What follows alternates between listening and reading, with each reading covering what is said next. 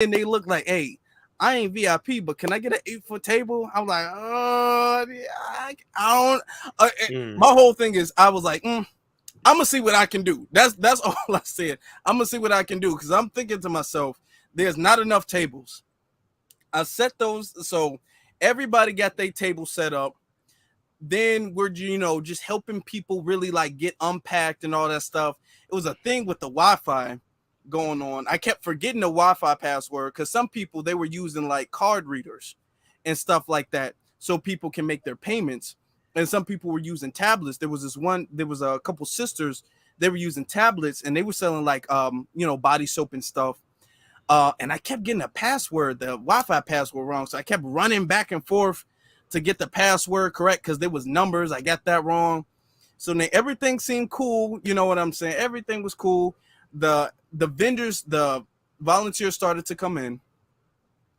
And then next thing you know, it was a big issue because I'm in the backstage now because I'm trying to set up because that's where the dressing rooms were.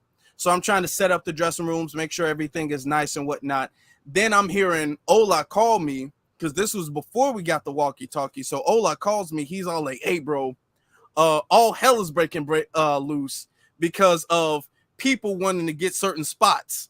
So upstairs in the beginning, this is before the expo really started. Upstairs, people was all like, hey, you taking up too much room. I want to get this spot. I want to get this spot. So it was a whole bunch of people kind of bumping elbows upstairs about the spot. So we went up there. We got that straightened out. Tariq even had to come and help get that straightened out. So that got straightened out. Everybody was like, hey, there's going to be so many people here. Your business will be seen. Nobody's business will be overlooked. No matter where you post up, everybody's business will be seen. So we had to make sure that got done.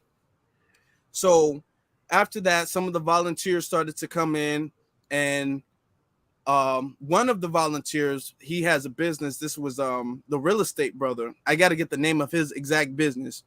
He was in from pretty much the very beginning because he said he'd get there around like 9. So he was in from the beginning. Another guy, I'm not talking about the couple other sisters who was Casey. That was one of the sisters, and Casey and her other sister's name. What's the other sister's name? I got him. I'm not gonna look right now. I think it was Angelica, I believe. I'm gonna get her name in a second. But shout out to them. I'm talking about there was another guy who came around 9. So everything was kind of getting settled. All right. I'm making sure everybody is straight. Everybody's business is set up because there was some people are like, Afro, I don't have any tablecloths, man. Where's all the tablecloths? So I'm like, okay, I'm going to get you a tablecloth. So I go to Ola. Ola just pretty much before the expo, he was just on some chill stuff. He was all like, ain't no tablecloths. I was like, oh, I got to tell her there's no tablecloths. He was like, see if you can find some. So I'm looking all around the place, and the expo had their own tables. I was like, oh, okay, I'll just borrow a tablecloth from them. And when I did that, the ushers, they were like, oh, you can't touch our tables. I'm like, oh, okay, all right, I'm going to put this tablecloth back. They made me put everything back the way it was. So I'm like, okay, fine. I was waiting on certain people to come in. This one volunteer, bro, this was around 11 o'clock. This man, and this is not his fault because I don't know what it is about Dallas in like the directions, but everybody's GPS was just totally off. Nobody, even the other volunteers, nobody was like able to find it easily. Everybody had like issues finding the place. So I was outside. I was like, let me know when you see me. I'm on this street. And then there was a bunch of people who was like, oh, okay, so I'm on Lamar Street. Where do I turn? I'm like, I'm not from here. I don't know where you turn from Lamar Street. So I had to go outside. I had to look at the streets, and I had to like literally be their GPS. And I even said, I'm all like, okay, text me a picture of what you see. So they text me a picture. So then I'm all like, I'm looking at that. Okay, I remember that. I'm like, go to the tunnel, make a left, make a right. I'm literally giving people GPS directions. This volunteer, shout out to him because he was helpful though. This volunteer, he came and he was like, "Hey, I'm walking, but I really need some help, you know, because I'm lost." I'm like, "Okay, cool." I said, "Text me a picture of what you." He's like, "I'm in," because he kept saying, "I'm in the building," and then I'm all like, "Okay, where are you?" He's like, I'm downstairs." I'm like, "Okay, well, I'm upstairs." I'm thinking I'm gonna go downstairs and I'm gonna meet him halfway because I was going downstairs anyway. I'm like, I went upstairs. I was upstairs. I'm downstairs. I don't see you. He was all like, I don't see anybody. I'm like, "What do you mean you don't see nobody?" And I went back upstairs. I'm like, "Bro, where are you?" I said, "Text me a picture of where you are." This man texts me a picture. This man is in a completely different building. This man is in a completely different building. I'm like, "What the hell?" So now you guys know, for the people who were there at the expo, you all know that there was like a building attached to the other building. So this man, what I assume, was attached to that building, because he took a picture of what it looked like outside. So I'm all like, "Oh, it's all right. I'm gonna just walk through the building, go to the next building. I'm gonna find him. I'm gonna bring him back." So I go in the next building, right?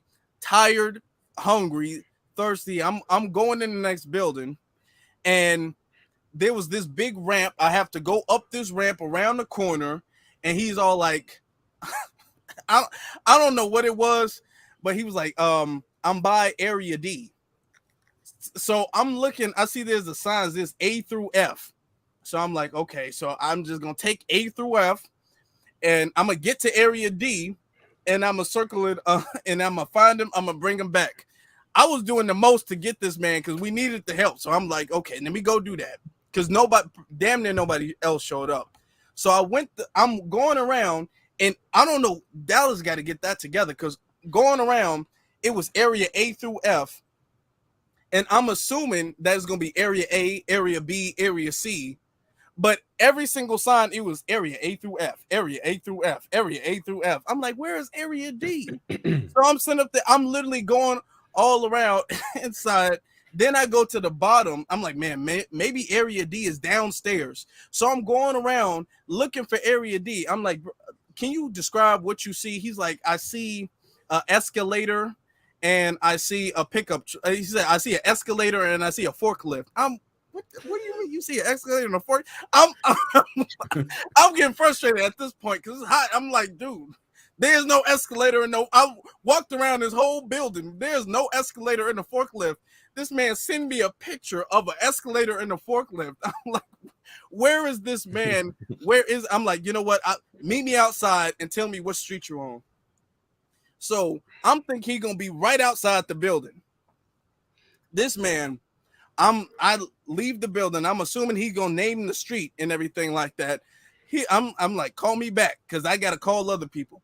So 5 minutes later, he leaves the building. He's like, "Yeah, I'm under a tunnel now." What do you? How are you under a tunnel now? And because there was some tunnel getting in there, I'm like, "Man, where?" I'm thinking he is right outside of the building, attached, because there's two buildings attached to each other. So I'm thinking, if I told you to step outside, how did you get under this tunnel? And I'm not trying to diss, bro. If he's listening, I'm not trying to diss. But man, this man, every time I called him, it seemed like he was 40. I called him. I'm all like, here. He's like, "Hey, can you give me the address?" I'm like, "Brother, you didn't have the address to the place? You didn't have the address to the place?" So I text him the address to the place. And then he was all like, "Okay, I'm gonna put it in my GPS, and it says I'm about 5 minutes away." I'm like, "Okay, cool, 5 minutes away." 10 minutes go by. I call him. I'm like, "Where are you?" He's all like, "Well, I see a building next to me, and it's a lot of trees, and it's a parking lot." And I'm all like, "Okay, can you tell me the street? Can you take a picture?" He took a picture, showed me. I had no idea where this man was. I'm like, "Dude, no diss, brother." But it's almost like every single time I called, this man told me he was like lost in some other universe or something like that. I don't know what it is with the GPS. I was expecting a call, and he was all like, "There's a space shuttle and a 3-legged cat, and then call back and say, I'm stranded in the desert and all I see is sand and a cactus. I didn't know where this man was, but eventually he came. Shout out to him.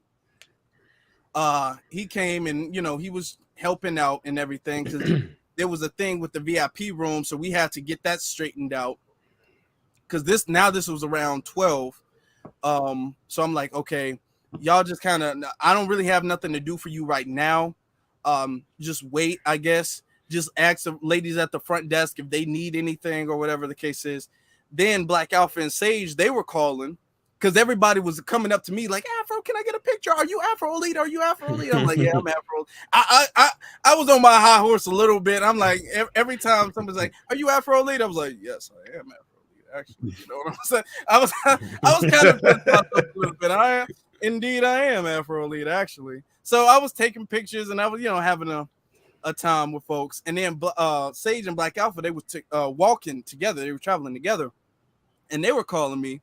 Like I said, man, the GPS, bro, it was just like, oh, I'm like, man, because they were telling me they were having a hard time. I'm like, damn, everybody's having a hard time finding this place. But I linked up with them. So, you know, at that point, I was talking or whatever the case is. And then it became a thing where it was people in a VIP room and some of the speakers were showing up late. So this is when I called Ola. I'm like, Ola, like, what's going on? And he's all like, he's not calling me back. This is when I went to the back and got the radio. So I'm calling him on the phone. I'm Ola, where are you? Where are you?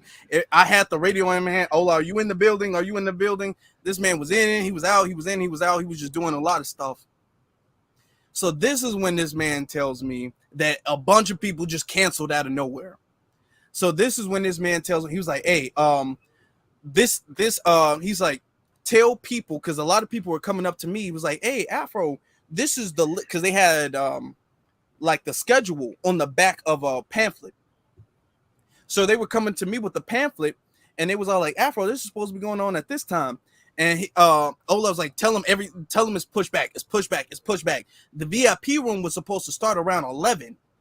Okay. And it was supposed to start with Raheem Shabazz. He was like, tell him that's pushed back. Tell him that's pushed back. Because the thing is, the VIP room, it was supposed to be people hosting it with certain guests. At that point, none of the guests were there. At that specific point, it was a lot of stuff going on. They weren't there. He was like, tell him it's pushed back. Tell him it's pushed back. I'm all like, okay, it's pushed back. There was a guy who was supposed to do the what you might call it, the survival seminar. A guy who was supposed to do the survival seminar, he wound up canceling. He did a whole bunch of shady stuff, wound up canceling the day of. The Pill brothers wound up canceling the day, I think the day of or the day before, but we didn't know that they weren't going to show up until that day, right? Now, what's funny about the Pill brothers is there was a couple of people who came up to me. Well, no, there was a floor plan. No, so there's a thing in the chat room. The day before, we did go to the expo and we laid out a lot of stuff in the expo. Now what happened is we had the whole floor plan set up, set out, and everything like that. What the unexpected part is that when the fire marshal got there, the fire marshal was all like, oh, you can't put this table here. You can't put this here. This room is too small. You can't block this off. You can't block this off. And then there was an issue with the food vendor too, because the police was all like, okay, well, you're verified, but you're not verified for here. So that now you have to go. The food vendor almost left entirely. There was almost no food at all. But we found a way to, it kind of like, okay, if we park across the street, that's cool, right? And he was like, oh, yeah, that's cool. So it was a lot of stuff that we had to like adapt on the fly, because the way we mapped it out, the fire marshal came in and was like, oh, we didn't expect these many people. This is a fire hazard. You can't put a table right here. You can't put a table right here. So we had to like, okay, sorry, sir, we got to move your table. So it was a lot of that going on like the whole time. Tell people they can't stand right here. Tell people they can't block this exit. They can't block this and that. So it was a lot of that going on. So yeah, we did it, you know, stuff like that happens. As I was waiting, Marcel, for Marcel, because he was supposed to be the VIP at 3 o'clock. I was waiting for Marcel. That's when we were all in the VIP room and just kind of talking. Had to set this big, and it was staff supposed to do that. Their staff, because Tariq hired staff who was supposed to do that. They didn't do that. We had to do that. Set up the background, that little backdrop. Yeah. Mm-hmm. Had to do that. And there was some people, because the red pill and blue pill, they were supposed to be there. They wound up missing their flight, couldn't make it. You know, no diss, but it is what it is. But there were some people coming up to me. They were all like, "Hey, Afro, where are the pills?" And I was all like, I think you talked to the wrong person. I don't got no pills for you. Like, brother, so you mean the pills aren't here? I'm like, the pills? Excuse me, like police, security. This is the wrong event, sir. But then it got to me like, okay, red pill and blue pill. That's what you mean, not the pills, right? But it was unforeseen circumstance that some of the speakers weren't able to come, because some people were asking about Professor Small, some people were asking about Boyce Watkins, and some stuff happens and people aren't able to make it, you know, and that it is what it is. So people asking me about, apparently I was the go-to person to ask about why people didn't show up. I didn't know why nobody showed up, to be honest, or the people who didn't come show up. So we were waiting on Marcel to come in, or whatever the case is. No diss to Marcel, but I kept calling Marcel. It would ring a couple times. It would go on voicemail. It would ring a couple times, like he was hanging up. I'm like, Marcel. And at this point, I'm sitting up there. I'm a little bit irritated, because I'm sitting up there, been doing all this running around and moving stuff and running to the back and making sure everything is good. I'm like, Marcel, brother, if you don't pick up this damn phone, at that point, I was like, okay, it's cool, because around that time, waiting for 3 o'clock, Vicky Dillard showed up. So what we had to do is we had to escort Vicky Dillard to her room, and you know, her clothes, please, brother.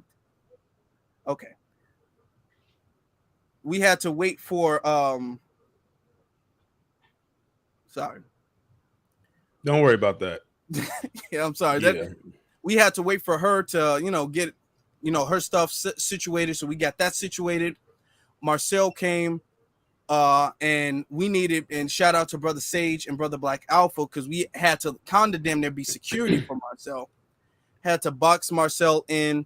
After Marcel came up, he met Vicky Dillard. We showed him his dressing room, all of that stuff. And then we had to go upstairs, because then it was Marcel came like right at the time it was time for him to go on the VIP thing. So at that point, I was like, okay, cool. Now I can kind of rest a little bit. Everybody's straight. The VIP people are straight, all that. Then Dr. Kaba showed up. Shout out to Dr. Kaba. Mm-hmm. He showed up, you know, him and his family. We had to, me, Brother Sage Alpha, we had to escort him back to his room. So after that point, it was a lot of us escorting people back and forth. You know what I'm saying? After that, we kind of, everybody was straight. Then we kind of had to do the security thing for the most part. And then that was successful. You know what I'm saying? Except like Rizza Islam, because he had his own security. And boy, his security was not playing no games at all. This man had the Secret Service as his security. His security wasn't playing no games at all. Him and Tariq had their own security. So, you know what I'm saying? There was security in the building, but we wanted to give Dr. Kaba, Marcel, and Sister Vicky Dillard, we want to give them an extra layer of security, because they get flooded with people when people see them walking through the crowd. Mm-hmm. You know, so we had to do that. And that was up until like the event, the main event. So I let everybody know, okay, the main event was going cool, and we just kind of chilled for the main event. And I was just kind of running back and forth to try to clean up a little bit and catch the main event, because we had to be out of the building by 10 o'clock. So I was, running back and forth, making sure everything was straight. Everybody was getting their stuff packed up because I told them I would help if they needed their stuff packed up. Mm-hmm. So I was doing that. One thing though, when Eve and Ogun came in, they needed a table, and at that point, all of the tables were over with. So in my mind, it was so much going on. I had to take pictures. It was so much going on. I'm Ola, where are you? We need this. We need this. I got to talk to the speaker. I got to go in the back room. There was sinks that wasn't working. I had y'all saw there was sinks that was not working. I had to go under the sink and turn the sink. I'm up there. I'm doing everything. So in my mind, there was so much going on. Eve needed a table, and I'm all like, I remember telling y'all, and y'all can contest, I'm not lying. I'm like, bro, I literally have an image of a stack of tables. They're downstairs. Oh yeah, the stack of tables is downstairs. I promise. Now listen to this story right here, Torian. Listen to this. I had this image. Yeah, because I missed all of this. And we literally from upstairs, we put all of her stuff in the VIP room because we didn't want nobody to mess with it until we set that up. So we go downstairs in the back room, and I'm looking. I'm like, damn, where are these tables? I remember seeing there was a huge stack of tables. So then there was a basement. We go all the way downstairs to the basement. There's no lights or nothing like that. We in the control room and everything. Sage had to flash his light. It looked like we in a whole mystery room. Eve, you need to appreciate these brothers was working. We in a mystery room looking for these damn tables. I'm like, guys, I'm sorry. I don't know where these tables are. So there was another table. We like, you know what? Damn it. We just broke that table down. Big 8-foot table.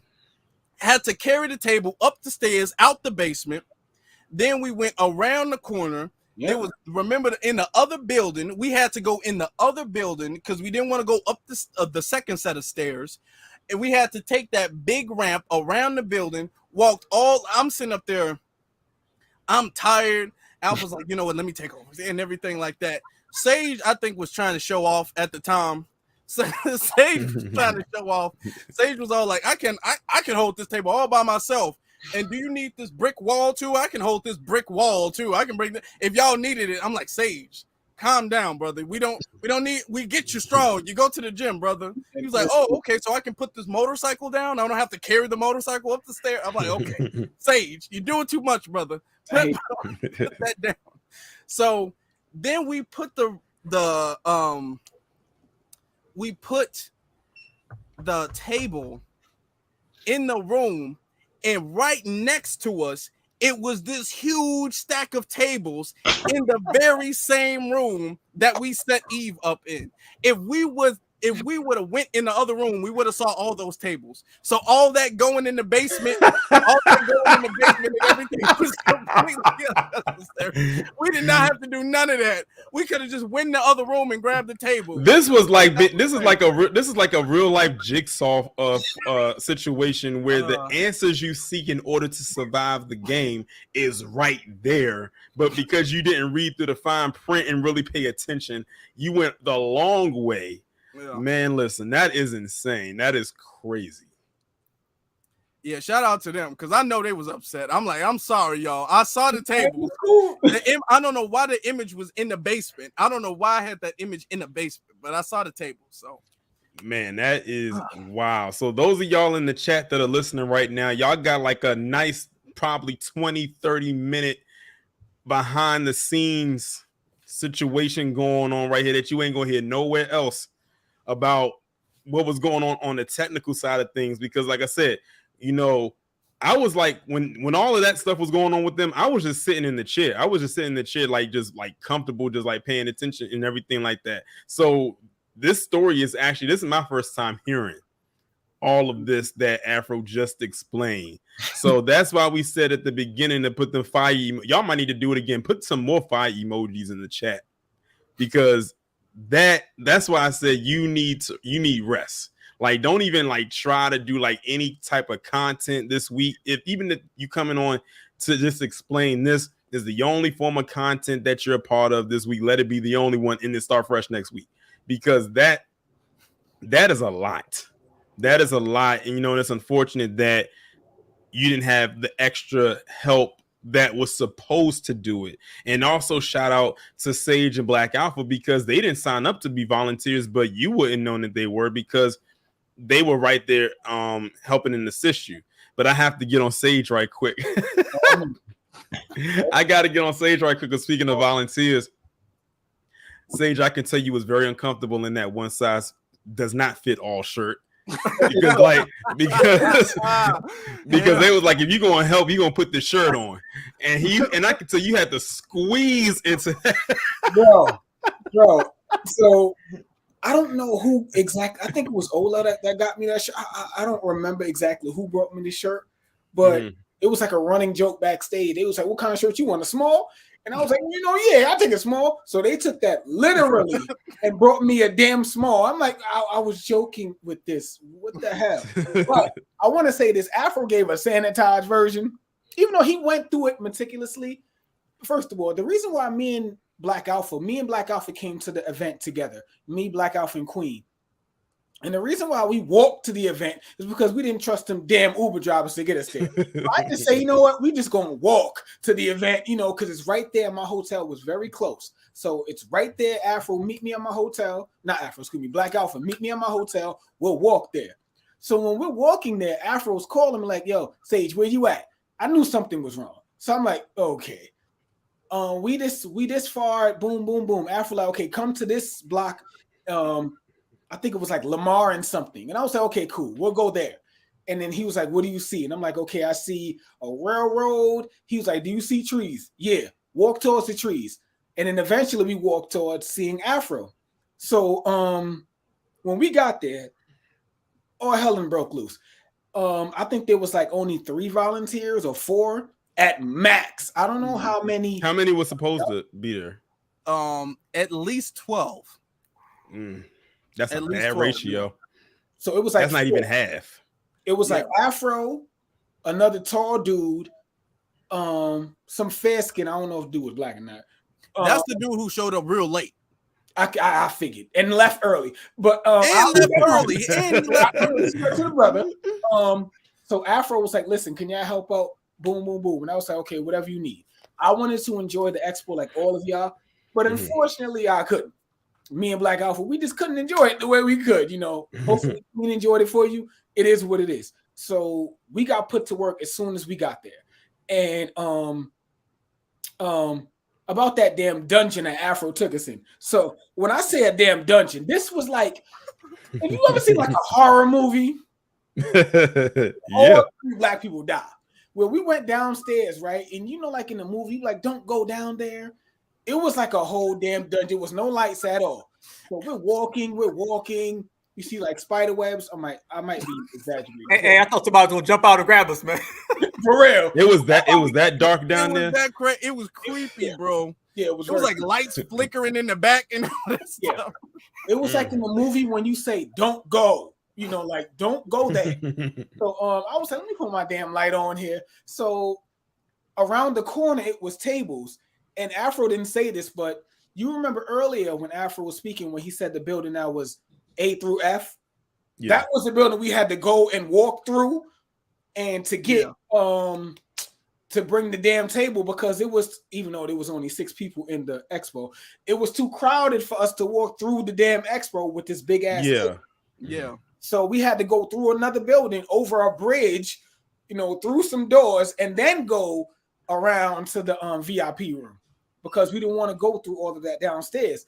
Now, after we do the tables, Brother Kaba wants to come out of his room. So every time they had to move Marcella, Brother Kaba, they needed an export.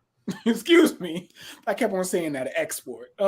They needed someone to take them, from A to B, because they were getting swamped. And we know it was 98%, was all love, but we didn't want the other, we didn't want any hiccups. So we had to play, okay, Black Alpha, you got his front, I got his back, Brother Kaba. You can't stop, Brother Kaba.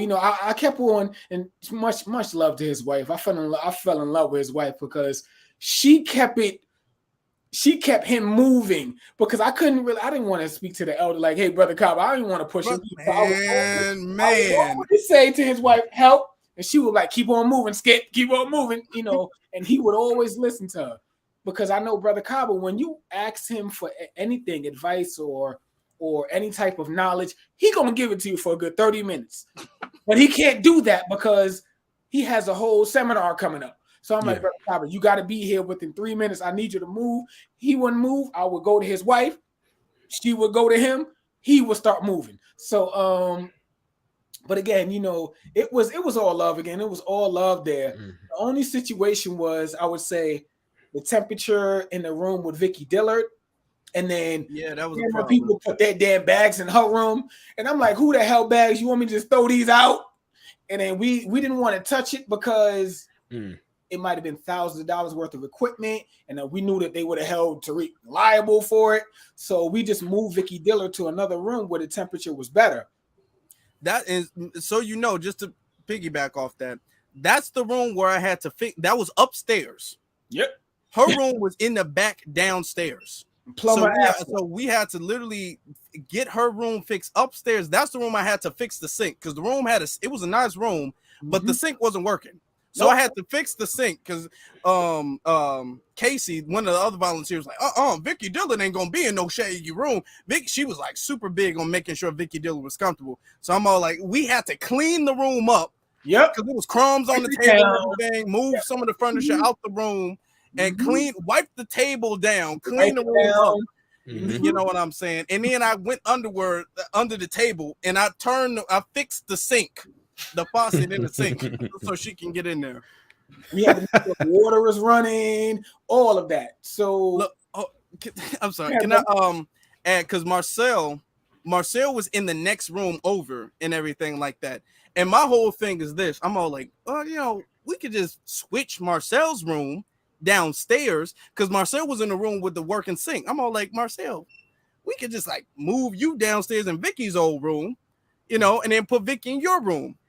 But they was like, no, man. The volunteers was like, no, we can't move Marcel. He's comfortable. We got to make this other room work. I'm like, okay, fine. So we got to fix the other room.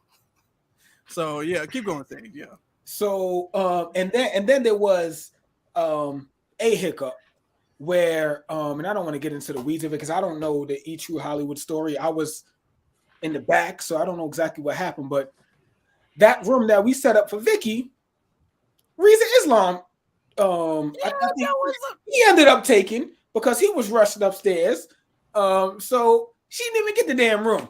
So we ended up putting Vicky behind the damn stage where, hey, it's an easy walkout when you come and do your keynote speech. It's an easy walkout right then and there. Do you need some snacks? That was another thing too.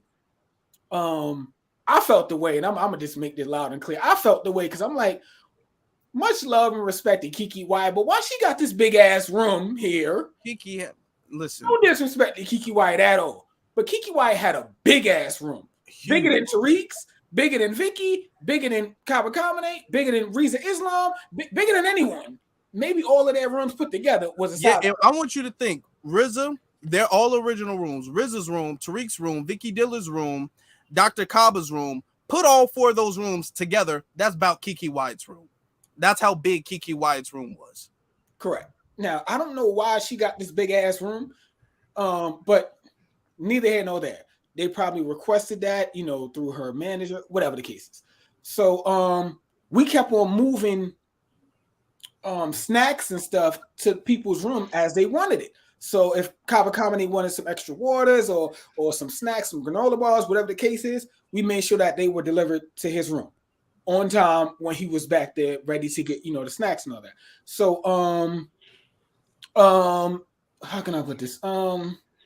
So Vicky's behind the stage now. Reza's rushed upstairs, but I believe it's time now for Reza to speak with the whole VIP situation.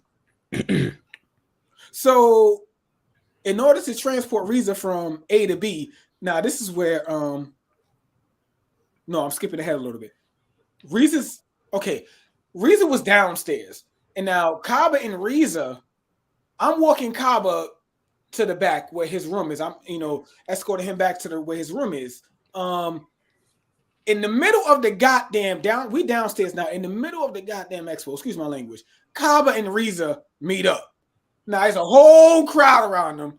All types of hell can break loose. So I'm like, brother Kaba, you can't stop and talk to Riza. I know you love Riza, I get it, but you can't stop right here because now it's about 400 people surrounding us, and it's just me. And I'm like, Kaba, you got to move. I'll get you back here. You have to move. Riza has the whole nation on one side. Kaba got, us on another side. So it looks like we about to fight. Everybody looking, and all these brothers, they like, oh my God, I love you so much. Boom, boom, boom, chopping it up. And I'm like, could we kind of keep moving, brother Kaba? But you know how brother Kaba is. He's gonna speak. So Riza was telling him he's going upstairs to speak. Please join him. So Kaba says, okay. We walk back out. Walk back to the dressing room. And I'm giving y'all blow by blow. I'm sorry. We take Kaba back. And I think Black Alpha's with me at this time. But Kaba doesn't want to stay. He wants to go see. Don't rush that, because that's a big deal. Kaba just got done with his VIP, mind you. We just had to escort Kaba from his dressing room upstairs to the VIP. The second he gets done, RZA shows up. Yep. Then Kaba goes back to his dressing room. Then he's all like, you know what? I want to hear RZA. Yep. Can you take me back upstairs? So now we got to take Kaba back upstairs after he just left. Then Kaba sits in the room for like 5 minutes. Tell him I'm done. Tell him about the door being locked now. Because the door is locked now for the auditorium, where the keynote was at. And they like, oh, we can't open the door. What the hell you mean you can't open this door? Y'all got to walk outside. This is Kaba comedy. He's not walking outside, bro. So now it's a standoff between me, Afro, and the damn security of the damn building over here. It's a whole standoff here. And then we was like, you know what? All right, we're just going to walk outside and we're going to walk right back in. So we walked outside, walked right back in through the entrance. Now I'm trying to get Kaba Comedy upstairs, but everybody's swarming him. Y'all got to remember, when Kaba Comedy is walking through the expo, everyone is always swarming. When Marcel is walking, they're swarming. These people, Vicky Dillard, swarming. So that's why, Riza Islam, they're swarming him. Tariq, swarming him. So it's hard to move them throughout the whole building because you got 300-400 people trying to get around them, trying to get a picture, trying to get whatever with them. So we get upstairs now, and I'll share a private moment because Kaba Comedy said I could. We get upstairs. Kaba Comedy is sitting in the back. Stop me if you want, Afro. Kaba Comedy is sitting in the back. And Riza's doing his VIP, his meet and greet. And a lot of people are coming over to Brother Kaba to ask him questions, to get pictures with him and all that. And Brother Kaba, this is when I seen the human and who he really was as a man. He said, you know what? Sage, I'm going to leave. And I said, why are you leaving? Don't you want to see a speech? He said, yeah, but I don't want to take attention away from that young king on stage. So I'm going to leave because I'm taking attention away from him. And he didn't like that. So now, after 2 minutes of arriving, Brother Kaba's now leaving again. So now we have to walk back out of the room and get him back outside too. Back outside and get him back to his dressing room. All of this within the span of about 10 to 15 minutes. Afro, take it away. Brother, first off, the whole us running in and out, and it's hot that day. Outside was hot as hell. So I'm all like, us sitting up there doing all this, running up and down stairs, escorting people. So that means because like he's saying, Dr. Kaba is a very, very welcoming person. So anytime somebody says, hey, Dr. Kaba, can I talk to you? He stopped everything. He's like, yes, brother. Okay, yeah. Okay, I'll take a picture. Like everything. We like, the second you stop, more people start to come and try to take pictures. So we kind of got to keep it moving. You know what I'm saying? So everybody was stopping like, no, man, let me tell you, man, I've been listening to you since I was a kid and all of that stuff, man. So we kind of had to keep telling him. And I was really upset that they made us the staff who were working at the facility, they made us go outside. And then it's not like an outside, we had to go all around on the side of the building to get inside. And then knock on the door and wait for security to let us inside. I'm like, do y'all not see that we are working here? Do y'all not see that this is the face on the flyer here? Y'all can let us through the door. They're like, no, we can't let anybody through the door because we're preparing for the main event. They needed like a whole hour to sound check for the main event. It was something else, man. Yeah. And the thing is that Brother Kaba was a keynote damn speaker for the main event. So how was it that he was not allowed to walk through the door? I guess I don't know if Afro or Ola got that straightened out, because the next time I was walking with, like, I believe it was Marcel, we was able to go right through. So I don't know if it got straightened out, but I'm glad that it got handled when it did, because I wasn't no one else. I think Tariq had that taken care of. Understood. But yeah, like that's a lot. Like I said, all the stuff that y'all are like talking about right now, I didn't see that because I was able to like sit in on some of the like the panel discussions, still kind of float around. I did see y'all like moving around, in passing, and y'all were really, going in. I think the next time I had saw y'all when y'all were upstairs, when y'all finally got a moment, and literally that's all it was, a moment, y'all was sweating like crazy. Like y'all did a few laps around the building. It probably felt like that too. But yeah, I'm like definitely shout out to Afro, Sage, and Black Alpha for basically going above and very much beyond what you were supposed to actually do in order to help facilitate this event to make sure that it kind of ran smoothly. I think towards the end is when y'all was able to have a moment where y'all could kind of breathe a little bit, because I think at the main event, that's when everything was more settled. Mm-hmm. Everything was more calm because everybody was in the auditorium at that part. And we could talk about like the main event, which started at 6 and ran to like, I think, was it 8 or a little past? Was it past 8? I forgot when did it end? Almost 10. It started like at 7. And 7, yeah. It started at 7. It started at 7.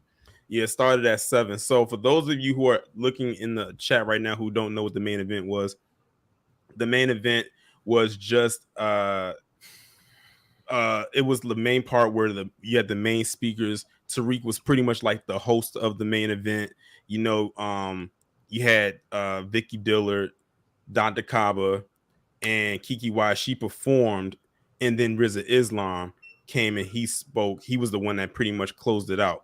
But also shout out to the 16-year-old DJ. Yeah. I didn't catch I forgot his name, but Tariq has said that, he's 16 years old and he was a DJ. Would have never known his age, if Tariq didn't say it, but he definitely had the music in rotation, some good vibes as people were starting to come into the auditorium. And shout out to Afro for hooking me up with that VIP badge. Allegedly. Y'all didn't hear that. Oh my god. I wish I would have had one. I didn't hear one. Yeah, that's and that was because of the thing, because Torian, you were supposed to get VIP. It was some technical issues. So I just, right. Because so I wasn't hooking up. Yeah. Anyway, Black Arrow. But anyway, yeah. The main event had Tariq basically bring out the speakers. The first person he brought out was Vicky Dillard, because I believe she was the only woman that spoke. The rest were men. And she came out and she did a thing. I think I think Vicky almost realized that she thought she was about to do her thing, like she was in front of her computer and she was on YouTube for a second there. And I knew someone in the crowd was going to ask this, and she said it on that stage. Did you bring the gavel? No, I asked that backstage. I don't know if you caught that, Brother Black, but I asked her that backstage when she was sitting down. I was like, "Did you bring the gavel?" She was like, "No, I didn't." I said, "What the hell, man? Where's it? Is it in the hotel? We'll go get it." I was serious. You had to bring that gavel.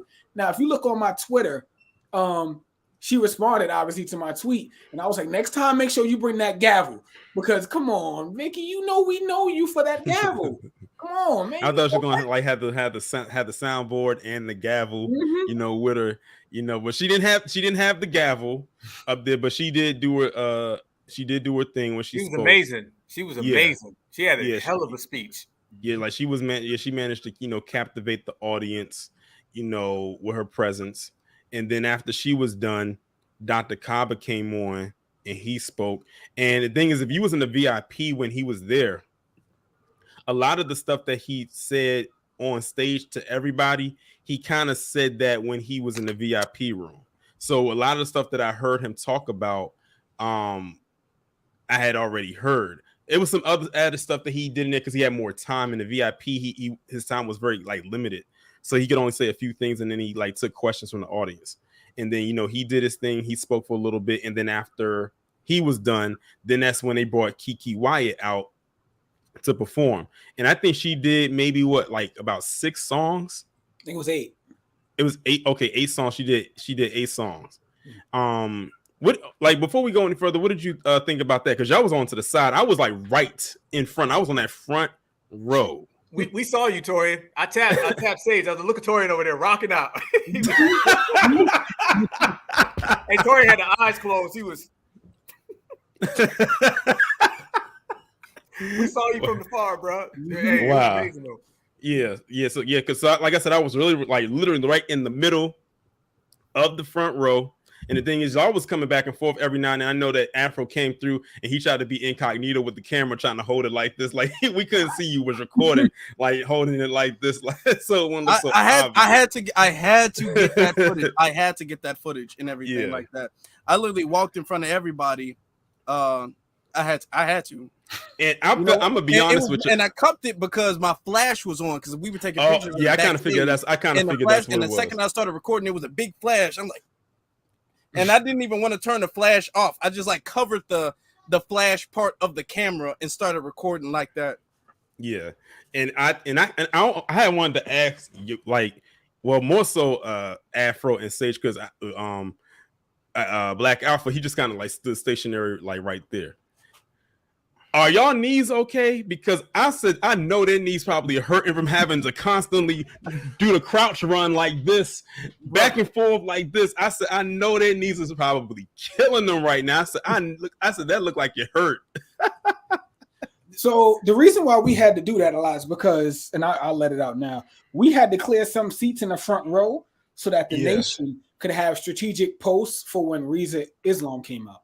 Okay. So, certain people, and that's why, again, to anyone in the chat, much love, but certain people couldn't sit in certain spots because we had to have y'all know.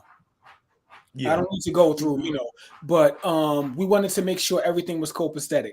So that's why you always saw me running back and forth and back, because I had to make sure certain seats were empty. And so that when the brothers came down, when Reza was about to speak, they had specific seats and specific posts that they can go to. I think it was a 6'9" dude sitting right by you too, Torrin. Yeah, it was a guy that was sitting. It was not next to me. Yeah, he had an all white. He had the little fedora on. Yeah, I couldn't tell from my angle, my vantage point, because I was sitting. So if I was standing up, I would have definitely been able to tell, what his height was. But I can guarantee they were pretty tall. Well, that guy was pretty tall. Not taller than RZA. You're taller than RZA. You tall. Yeah. And RZA Islam is pretty tall. He has some height to him. That man really is. And I know that from having, he's kind of swole too. So he looked like he about to burst out of every suit he puts on. Let me say this about the nation, man. Those brothers are so down to earth and so cool. They're super accessible, super thorough. You can really chop it up with them, and they're very, very polite to be around, man. So salute to all. I'm gonna tell you right now, when I actually met RZA and he said he knew me, he was aware of me, I'm done. All right, y'all, have a good night. Night's over. Good time. I was good. He's like, Black Alpha Network, I'm familiar with you. And I was like, salute, brother. I think this is before we escorted them, Sage. Before this, right? Yeah. I saw you get a picture with him as well, Torian. Right there.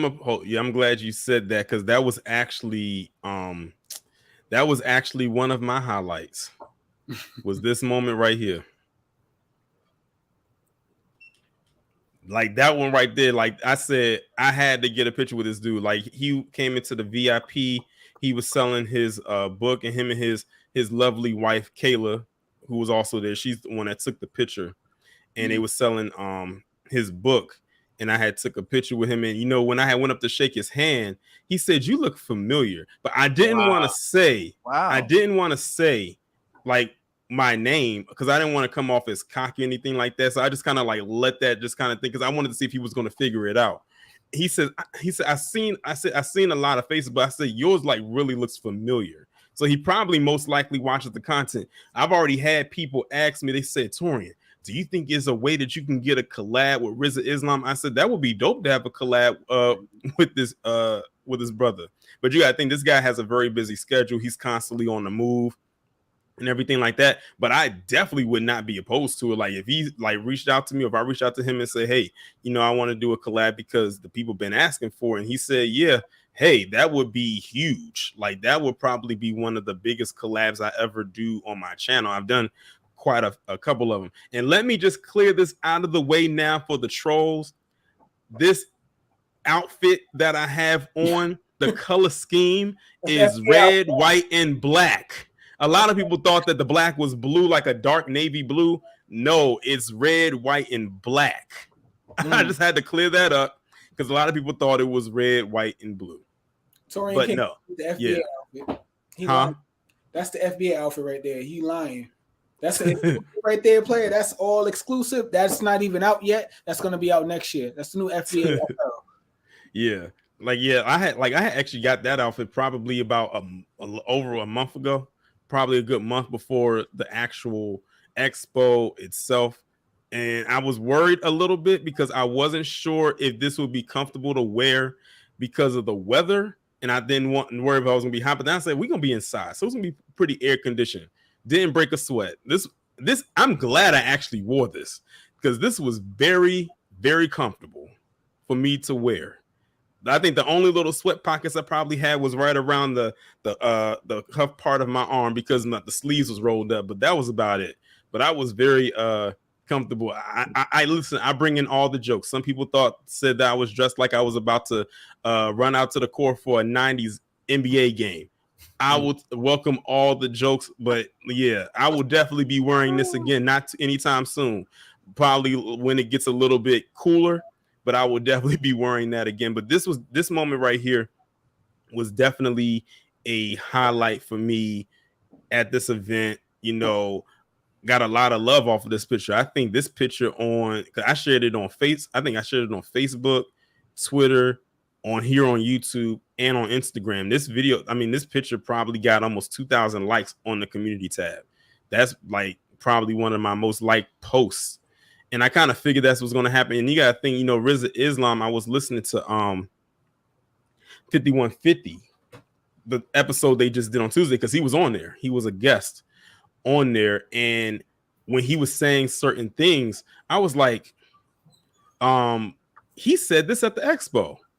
When I was listening to it, I was like, I just heard him talk about this at the expo. So I thought that was pretty dope of him to reiterate what he was talking about just days prior to another audience. But that was a highlight. That was definitely one of my major highlights. And he probably hands down, it's a good thing they saved him for last as a keynote speaker, because I don't think anyone was going to follow it behind what he said. And it was so interesting because he's such a polarizing figure. Into a lot of people on the outside looking in would say he's rather controversial because he keeps getting kicked off of various social media sites for the stuff that he says. And I thought it was funny how he said, we not on the internet right now, so we all in this room, so I'm gonna say what I have to say right here. You know, they can't ban me out of here. And he let it rip. For those of y'all who missed it, I can't put into words of what he said. Like, you would have had to have been in the room when he said what he said. And it really just kind of registers with you, and it just like had you just sitting back and thinking. But he also made another good. What was you gonna say, Afro? I was about to say what he said was almost like it was like a breath of fresh air, to be honest. When he said it was like a weight that was lifted off of everybody's shoulders. It was incredible. Yeah, like we can't say right now, but you know. Exactly. Like he basically was saying the things that a lot of Black people have been wanting to say about certain things. I'm not gonna say it on here, but a lot of certain things that we wanted to say. As a matter of fact, he kind of did that when he was up on stage. I'm not going to say exactly what he said. He said, listen, we not online right now. We not on any social media sites. And he says, like, on a count of 3, I just want everybody just to just blurt out this one word. I'm not going to say what the word is, but it begins with the letter V. I'm gonna just put it. And when he said it, everybody just yelled it out, and that was when it felt like the weight was off of everybody, when we were able to just finally just yell out that word and not worry about, oh, we're going to get a strike, oh, they're going to kick us off of this social media platform, or this is going to happen, or this is going to happen. So that was definitely a moment. That whole speech he did was right there. And it was so funny towards the end when he was saying, how many minutes do I have left? They said, I got 5 minutes, like 5 minutes. And then he looked back and Tariq said, we'll give you 10. He said, they gave us 10 minutes. So everybody's like, yes. So I thought that was funny as well. But one thing that actually was kind of crazy to me, and this was more for everybody who went to the expo, probably everyone who was in the state of Dallas, all those damn Amber Alerts. What in the world was going on? All right, for those of y'all who weren't there, or those of y'all who live in the state of Dallas, y'all probably saw them as well. There was a whole bunch of Amber Alerts that went out for that entire weekend. I remember when I landed in Dallas on Friday, I got an Amber Alert before I got off the plane. Me too. I was like, what is going on here? I was like, I never got it. I was like, okay, it's an Amber Alert. Okay, it is what it is. But to get like 6 of them in a weekend, I said, I've never gotten that many Amber Alerts where I live. Like, the Amber Alerts are very scarce. Like, they don't have, you probably maybe, you can go months without getting one. But to get like 6 in a weekend, that's insane. I don't know what's going on in Dallas. And then when he was reading the name of the location, it was like, now it makes sense, because a lot of those Amber Alerts that came through were near the border, like that, near the border of like Texas and Mexico. And I was like, oh, okay, now it's making more sense. And I said, that's scary, but it's making sense. Like, what did y'all think about that? Hey, I liked how everything he said came full circle. Like, he'll make a point and then he'll bring it all the way back around, and then it'll make exactly what he's saying. I noticed when he said that about the Amber Alerts, the whole crowd, they gasped like, damn, that's true. Because I was noticing it as well. As a matter of fact, you heard a couple of them going off during the whole speech, not his speech, but in the beginning of it. Yeah. You heard him going off. You heard him going off. So it was crazy. And he made a lot of good points. I like how he talked about San Antonio, and people thought he messed up. He's like, no, y'all know what I'm saying. It's Dallas, San Antonio, the whole 9, all that goes on here. So yeah, that was crazy. I've never seen nothing like that before. Yeah. That was real thorough, man. But that's how RZA is, man. He's a thorough brother. He talks with so much sense. And I'm not surprised, because like Brother Malcolm always said, make it plain. He could take the most sophisticated, complex situation, and he could break it down to a T to where you just understand it. You know what I mean? Yeah. And when it comes to all those Amber Alerts that, we always get, because I was getting them too, brother. Matter of fact, man, I think one woke me up in the middle of the night. Them Amber Alerts are loud. They're like alarms. Like, that's literally what they are. And they're very loud. And the thing is, they do not stop until you turn it off. Like, they will continue to do that loud, long buzz sound. Yeah. And it's very loud. Like, you cannot escape it until you just turn the sound off. I actually had to turn my phone down. See, my phone was pretty much on mute, because I didn't want to be the person where it goes off and everybody starts looking at you and stuff. So I turned my phone all the way down just so I could avoid one of them, and it still ended up happening. Yeah. Yeah, that's pretty deep. That's pretty scary, man. It really is. Yeah, at first it was so frequent, I'm thinking they're the same Amber Alerts. Yeah, right. That's what I was thinking too, that they were the same ones, but they were different ones. I'm like, what in the world is going on? Because I had my phone, and then I had my Apple Watch on. So it's like, now I'm hearing double the sound. Yeah, I said that was crazy. I said I got one as soon as I landed. I think I got one probably, when I got to the hotel, and then I got a couple more. And then, like you said, there was more that happened at the expo, and even after. It was just, a lot. That is insane. And someone has said that they live in Texas, and that's not new for them. I said, that's new for me, considering, I don't live in Texas, but it's scary at the same time, though. Is there something that we need to know about Dallas to the family in the room? Is there something we need to know? Like, what's going on in Dallas that so many Amber Alerts, I don't think this was just in Dallas. This was just all over Texas because one of them came out of San Antonio. So, like, it's a statewide thing. And like I said, you got to think Texas is right there where Mexico is. Right under Texas is Mexico. And I said, that's probably, I'm starting to make a connection. It's a bordering state. So, I mean, yeah, I think I'm starting to see why that is. I should have, you know what I should have did? I don't know why I didn't think to do this. I should have asked somebody in there who was from Texas, who was at the event. How is your governor doing? I'm like, how is Governor Wills doing? You know, I don't know. I was a missed opportunity for me. Hey, Torian, in the private chat, man, I put up some pictures, man, because I know we all took some. Okay. Hold on. We took some epic pictures. You know what? I didn't even think of that. Before we go, just so we can clear things up about the VIP thing, just to clear that out, I want to explain myself a little bit.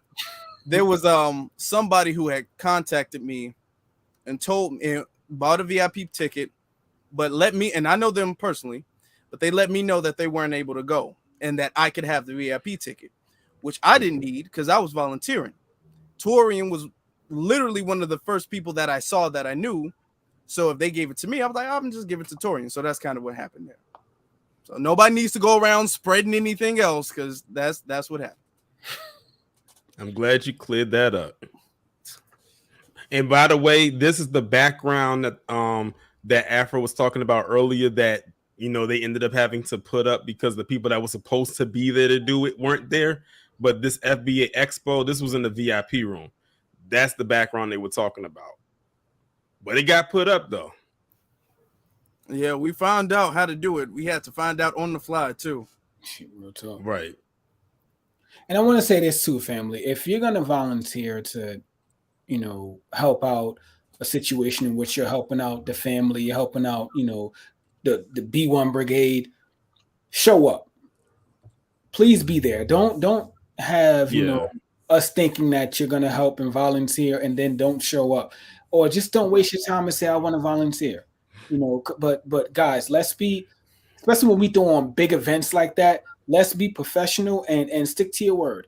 Be a man of your word, a woman of your word, especially when it comes to the family. Do that shit with the white people. Do that with them. But when it comes to us and our business, let's take it to the utmost professionalism, guys.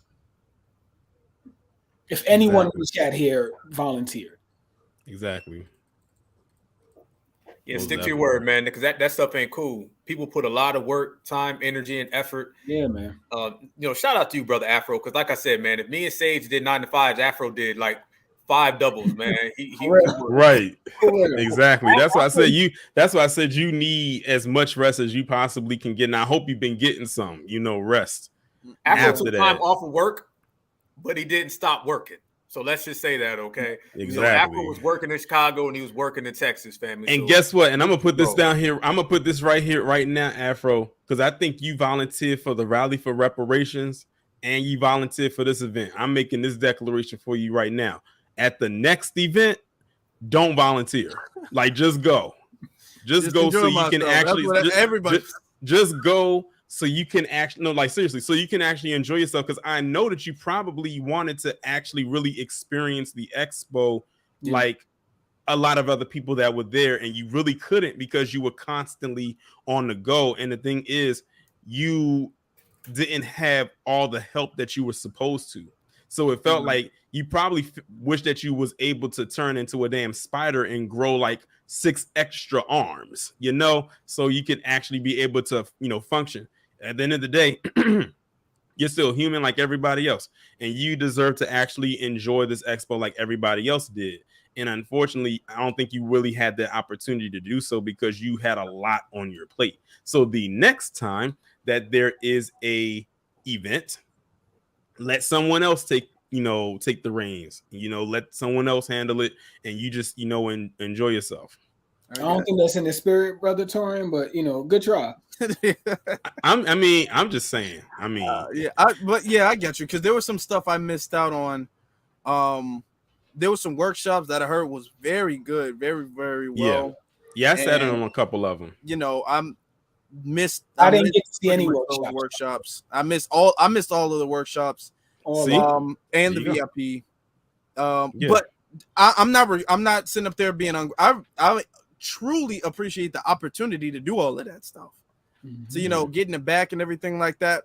When I met Rizza Islam, I'm all like, hey, I'm Afro Elite, you know, and he was like, oh, okay, how you doing? Like Rizza remembered talking to me on Twitter Space because we talked a couple times on Twitter Spaces, you know, and Ben X. They all knew who I was. I'm thinking I'm introducing myself and I'm gonna explain what I do, but they knew of me, and that was a great thing to be in the back with them. Dr. Kaba and all that stuff. So I'm not regretting any of that, you know. Yeah. But you know, there was something. It was a sacrifice. It was a give and a take. Yeah. And like Daniel said in the chat, it's that you're not going to be able to not lend a hand that it's in you. Like you just have that. You just have that natural, you know, aura of wanting to assist and wanting to help out. And I mean, that's understandable. Like I said, that's just my suggestion. Maybe I don't know. Maybe I'm speaking for myself. I think that's probably what it is. I'm probably speaking for myself. But one of the I guess cons that I had, and I think that each of us did, as well as probably a few other people that was there, was the lack of food trucks. Yeah. It was only one food truck there. Just one.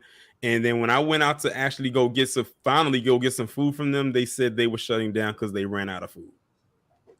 Because they only had one food truck there. So yeah, it was a lot of hungry people. How did they run out of food when it was only like 6 people in the expo? I don't understand. How did they run out of food? The expo was empty. The expo was empty. How do you run out of food? I'm trying to figure this out. The two don't go together, but continue, brother. Yeah. Let me for those, I feel like I don't even have to explain that for those of y'all. Hopefully that didn't go over y'all head with what they just said, because people will probably be like, "Huh?" But I thought you said there's all those people there. Like what? Like you guys just lied. We saw the video. What are you talking about? Nah, that was all. Listen, nah, that was AI. That's what you saw.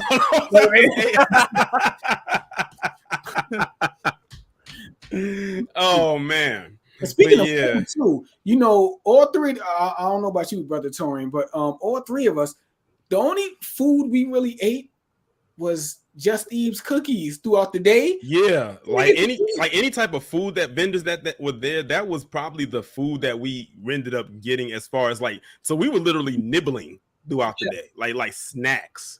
When I tell you, like I found some food immediately after that event was over. I talked to Eve a little bit, maybe for about 15 minutes, and I left and got me something to eat, went back to the hotel, crushed it, and went to sleep because my brother was tired.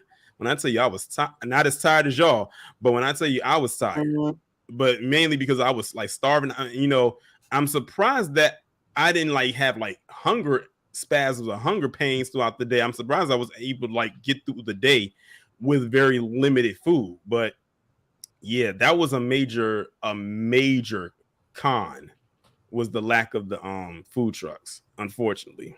Yeah. In Dallas, and the fact that the food ran out. Now I can explain why all of that stuff happened, but that was a con. In Dallas, I think the food truck, again, I'm not from Dallas, but from what the sister that was from there told me, is that they're not that big in food trucks as they are in Houston. So the different type of permits that may be needed, they were not able to get them maybe in a timely fashion. Because Afro was just talking about the food truck was parked. And when I say across the street, guys, it was literally across the street, across a damn highway to get to the food truck. Yeah, very interesting. But my issue with the food truck, because I heard it was amazing, the food, but why didn't you bring extra? I mean, maybe they didn't know they was gonna be the only ones there. Okay, granted, yeah, but you knew there was gonna be hundreds, thousands of people there. You gotta Hey, send somebody to the damn supermarket and keep the food coming. Keep it coming, man. Come on. I know they made a gang of money. Shout out to that black family that did that. They made a gang of money. But bro, come on, man. Because when it was time for me and Afro, I believe that was after Marcel got there. Yep. Like a good 5 minutes. And that's what Torian was talking about. We were sitting down in the VIP room just trying to catch our breath and all of that. And then it was work right after that. Yeah. And I know y'all was hungry. I know I was. I was getting something to eat when Marcel went on, and then I said, "Oh, they ran out of food." Right, and that was around like 4 o'clock or something, 3 or 4. Yeah, because we had went out there, like we was going across the street, to go and get some food, and that's when we went over there, and we saw them literally take the last person's order, and I should have known something because it was hardly nobody over there. If they still had food, it would probably been like a line still. But it was like hardly no one over there. And when they said it was no more food, I said, that's why it looks empty over here. And I was mad because I'm going to be honest. I saw some of them trays that people came back with. That food looked like it was fire. Yeah, man. Yeah. Oh, my God. Like, I was mad because you could smell it. Like, when you hungry and that sense of smell heightens. Like, you can smell food like a mile away. Like, we was almost like some bloodhounds. And that food looked and smelled so good. No, the situation I bought me a pizza before I went, so I was good. Now, and I finished it when I got back to the hotel. I'm just saying. Now, the food situation was the fact that in order to have a food truck, you have to have a permit, and this is food safety permit and everything like that. So you have to have a permit, and then you have to have a pass to be parked at the facility. So we got all that.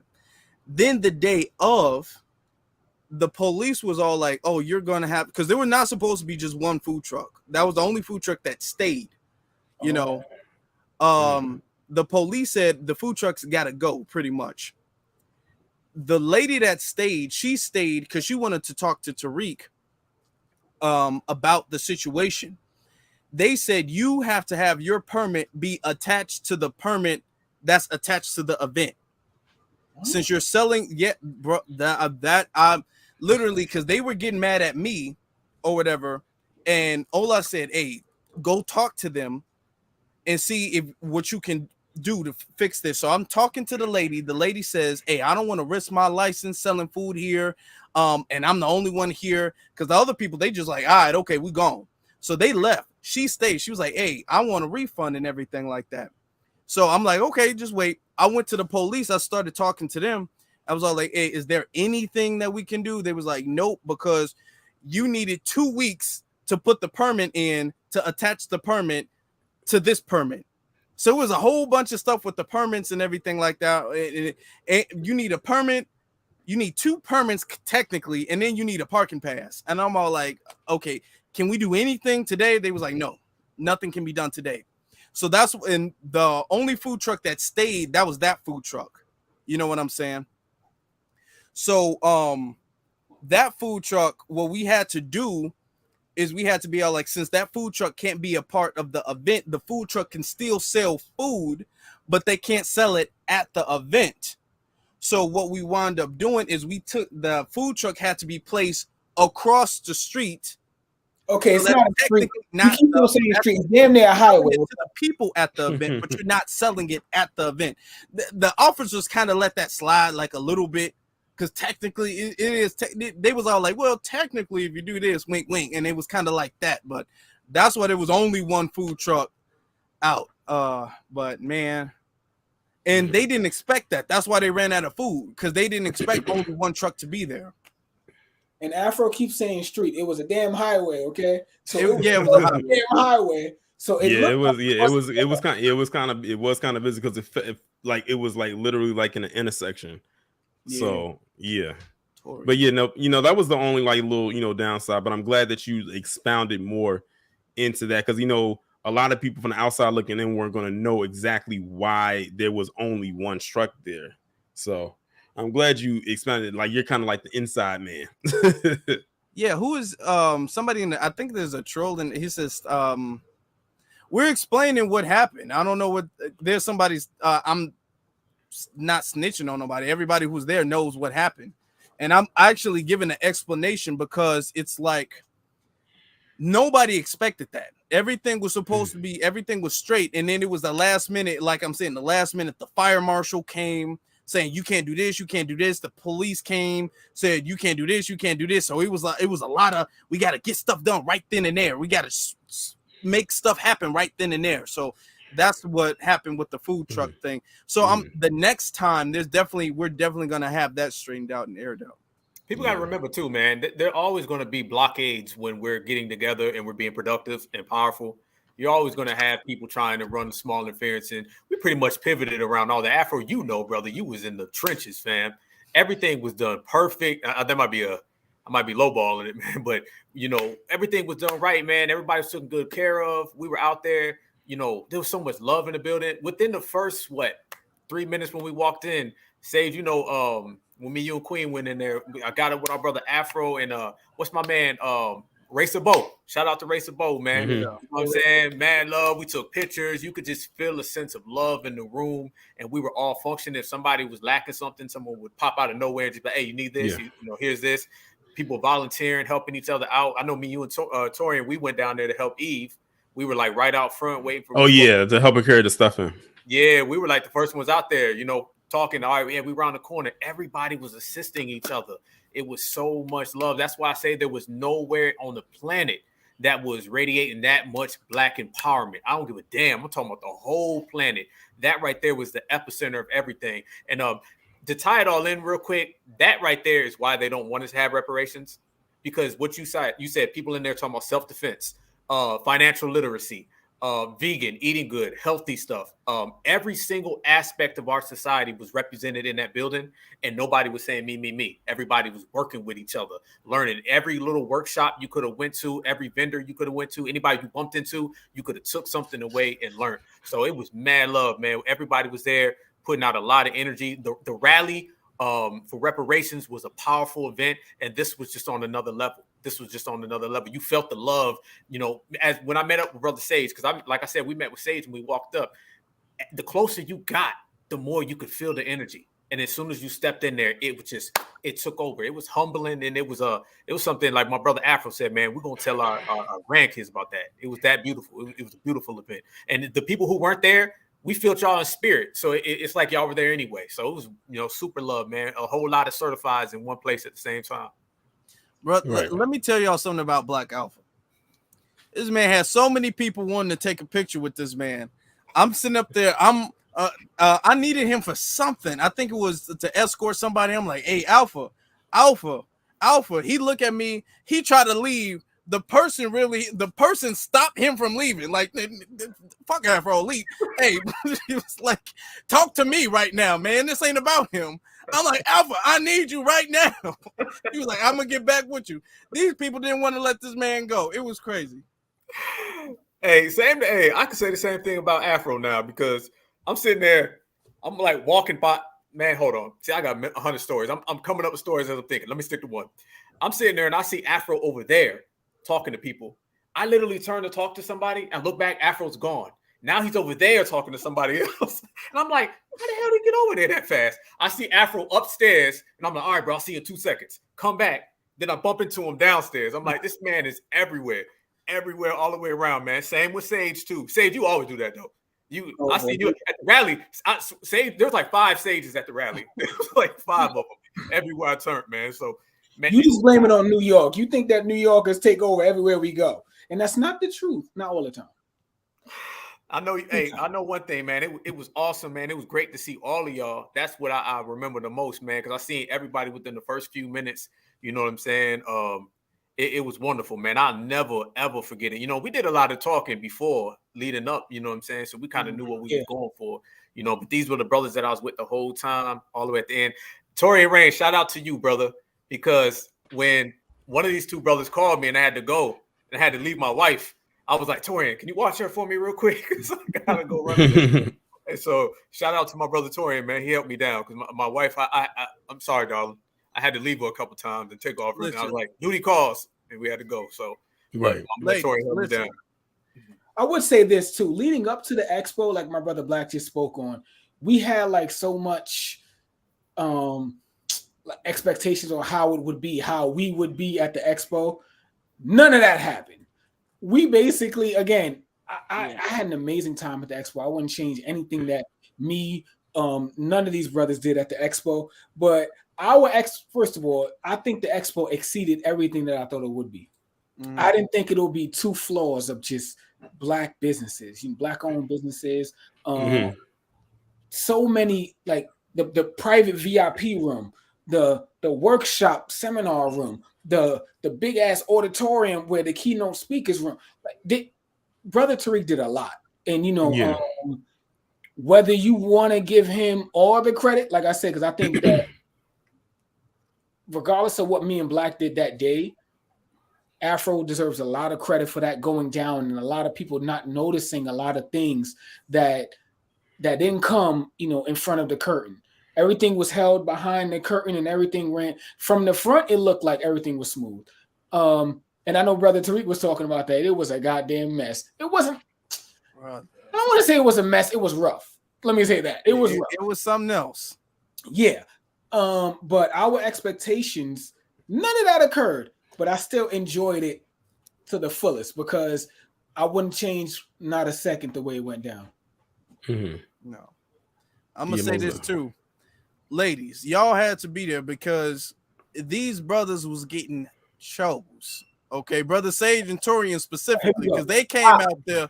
They came out there. Their shoulders looked like they got out the hyperbolic time chamber.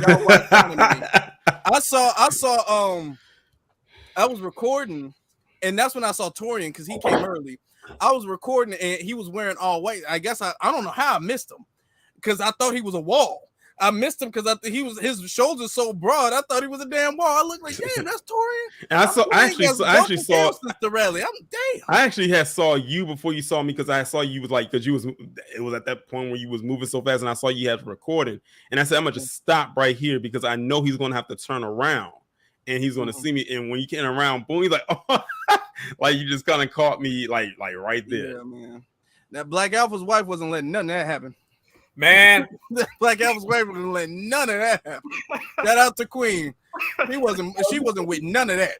The whole time I was like, all right, I'm going with Afro and Sage, okay? Shout out to Queen, man. Much love to Queen, man. No. Queen Alpha had me cracking up when y'all was setting up in the VIP room with the chairs. Oh my god! The chairs are not even. Oh my god! Yeah, with the chairs, that was funny. That had me cracking up. She said these chairs are not even. Like, and all she really did was just move it just a slight bit over, just a little bit. Not even to the point where even if you didn't move it, you wouldn't notice it was something wrong. But she said these chairs just aren't even. So I thought that was funny. Yeah, I was like, come on, man. I was like, it's 2 inches off. She's like, no. Fix it. That's what I got to be with, man. Yeah. It was a family affair, man. And shout out to Sincere, man. Got a chance to meet his son.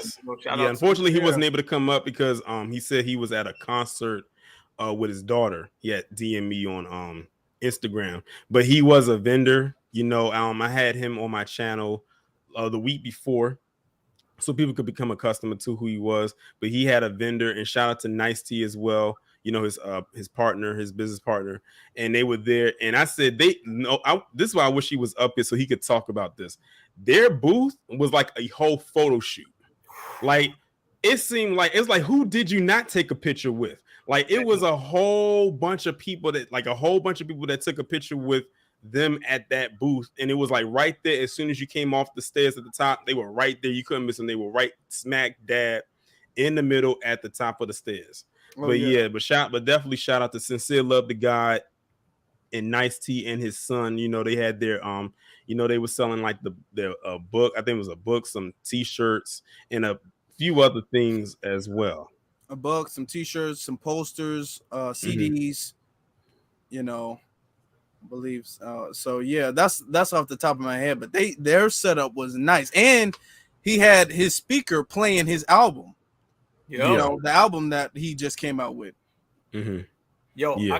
I gotta send a big salute. I already know y'all brothers on this, man. I gotta send a salute to our brother Tariq, because definitely, you know, like me and Afro had a conversation, man. It's like our brother, he deals with so much stuff, and on the level we're at, Torian, you know, where we are, we understand what goes into this game. So to be on his level and all the things that come across, you know, for him to pull this off and look out for us and hold us down. And then like me and Afro had a conversation the other day, you know, these events allow us to meet our people.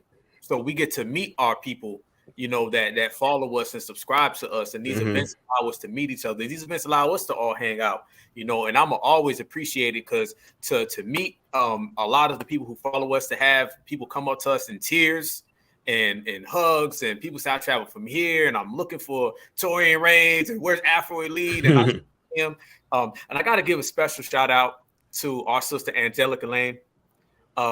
Super shout out to her, our brother Christopher Ellis. I got to shout out to you as well. You know, there's so many more to name, but those are a few of the people that, you know, I've always that follow us and support so much. And it's not just about the people who support us meeting us; it's about us meeting them. You know, so it's she was like, she was another one that was very happy to me. As a matter of fact, I think I met her in the morning when we were standing in a line to get the wristbands. And I had just like walked in because I had came in through the back, like I had parked in the garage, and then I came through the back where that ramp is at, not realizing that the front side was on that side. And let me tell y'all something, that line was wrapped.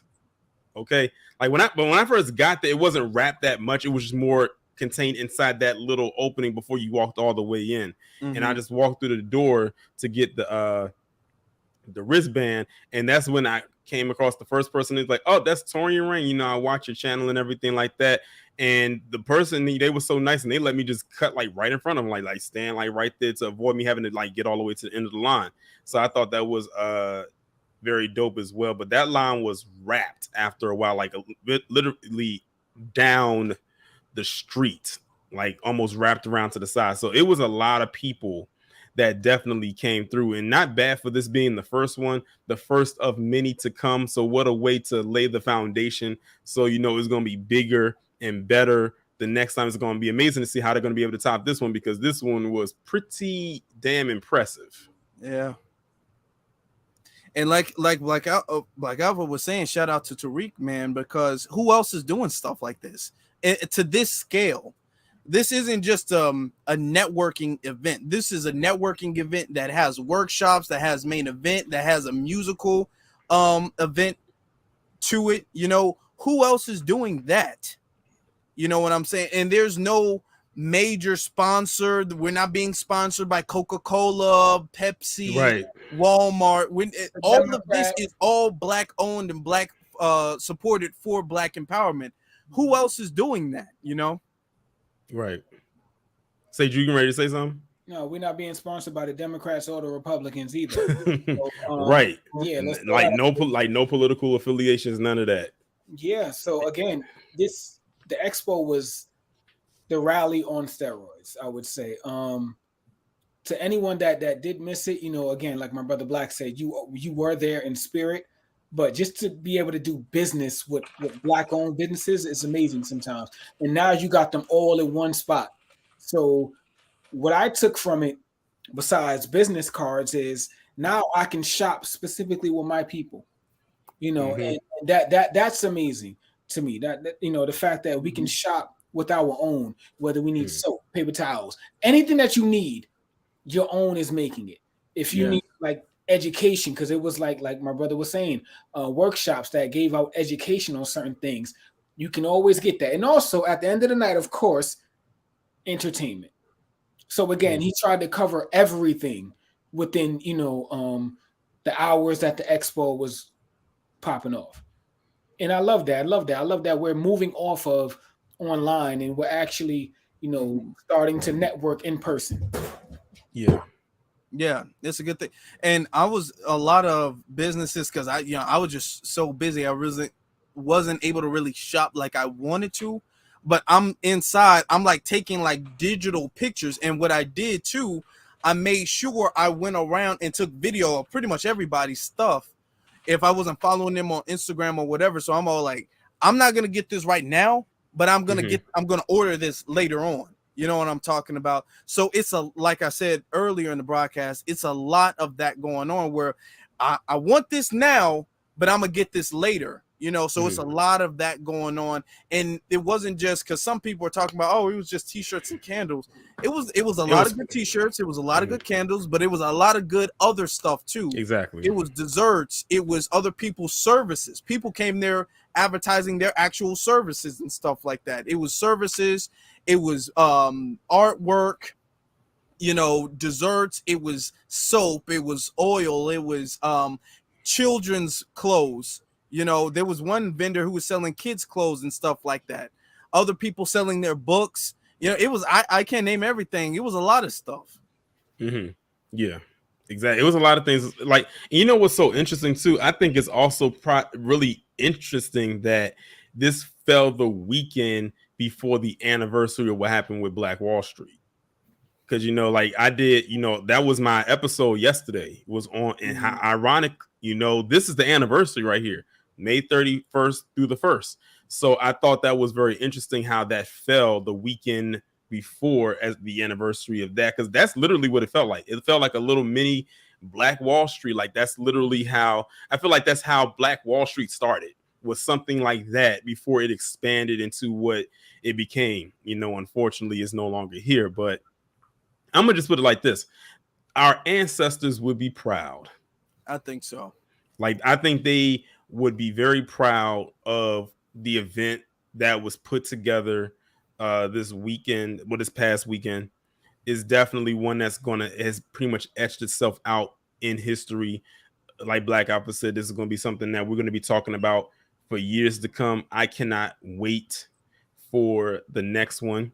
I don't know where it's going to be, but wherever it is, I'm going to make sure that I try my best to be in attendance. I think Tariq had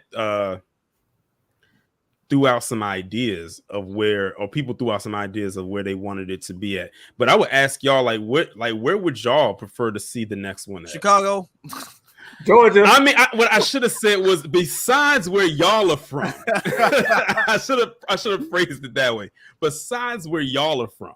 Because I wouldn't have said DC or Maryland. I wasn't going to say my state. If it ain't in Georgia, okay, Torian, okay. If it ain't Georgia, Chicago, New York, or Maryland. You know what I would throw out? Tulsa. Ooh, good one. I think they owe us that. Yeah, that would be dope.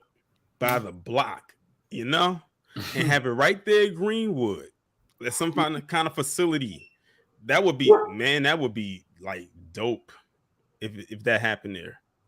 And it's at a location that a lot of people wouldn't even expect it to be at because it's not a major metropolitan area like a Dallas or a Chicago or anywhere in New York. Well, New York too damn crowded. I wouldn't even suggest having it there. No. That is too, or in Atlanta or in Atlanta or something like that. I see some people have left their ideas in the chat. Someone said Cleveland. I see Atlanta. I see Vegas.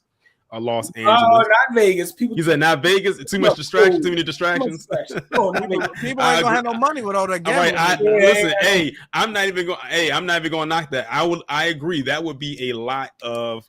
That's a whole lot of distractions. Kid Gravity said Philly, Tulsa, or Birmingham. Oh, Kid Gravity, I'm glad you in this chat because I wanted to keep the stream going as long as I could, is to see if he was going to pop up in this chat. There was some Jamaican representation there at that expo. Not somebody who was a vendor, but somebody who attended. And I know they were Jamaican because they had a jersey on that said Jamaica clearly. I don't know if y'all saw the guy, but he had a jersey that clearly said Jamaica going across it. He had the beads on and everything. Blended in so well with the crowd so much that I didn't see him until the end of the event when he was getting some cookies from Just Eve. Yeah. So to those of you non-FBA that supported. Yeah. So those out there that think, oh, if a non-FBA person was there and they wasn't able to I'm just saying it because someone might try to say something. No, they were not kicked out. They were there for the whole event. Mm-hmm. And it was a family thing, you know. Yeah. Everybody enjoyed the company. Whether you were FBA, even though it was an FBA event, you know, FBA, that was the main thing, but there was non-FBA there, and you know, they were just on some family type of energy. So Well, we respect that.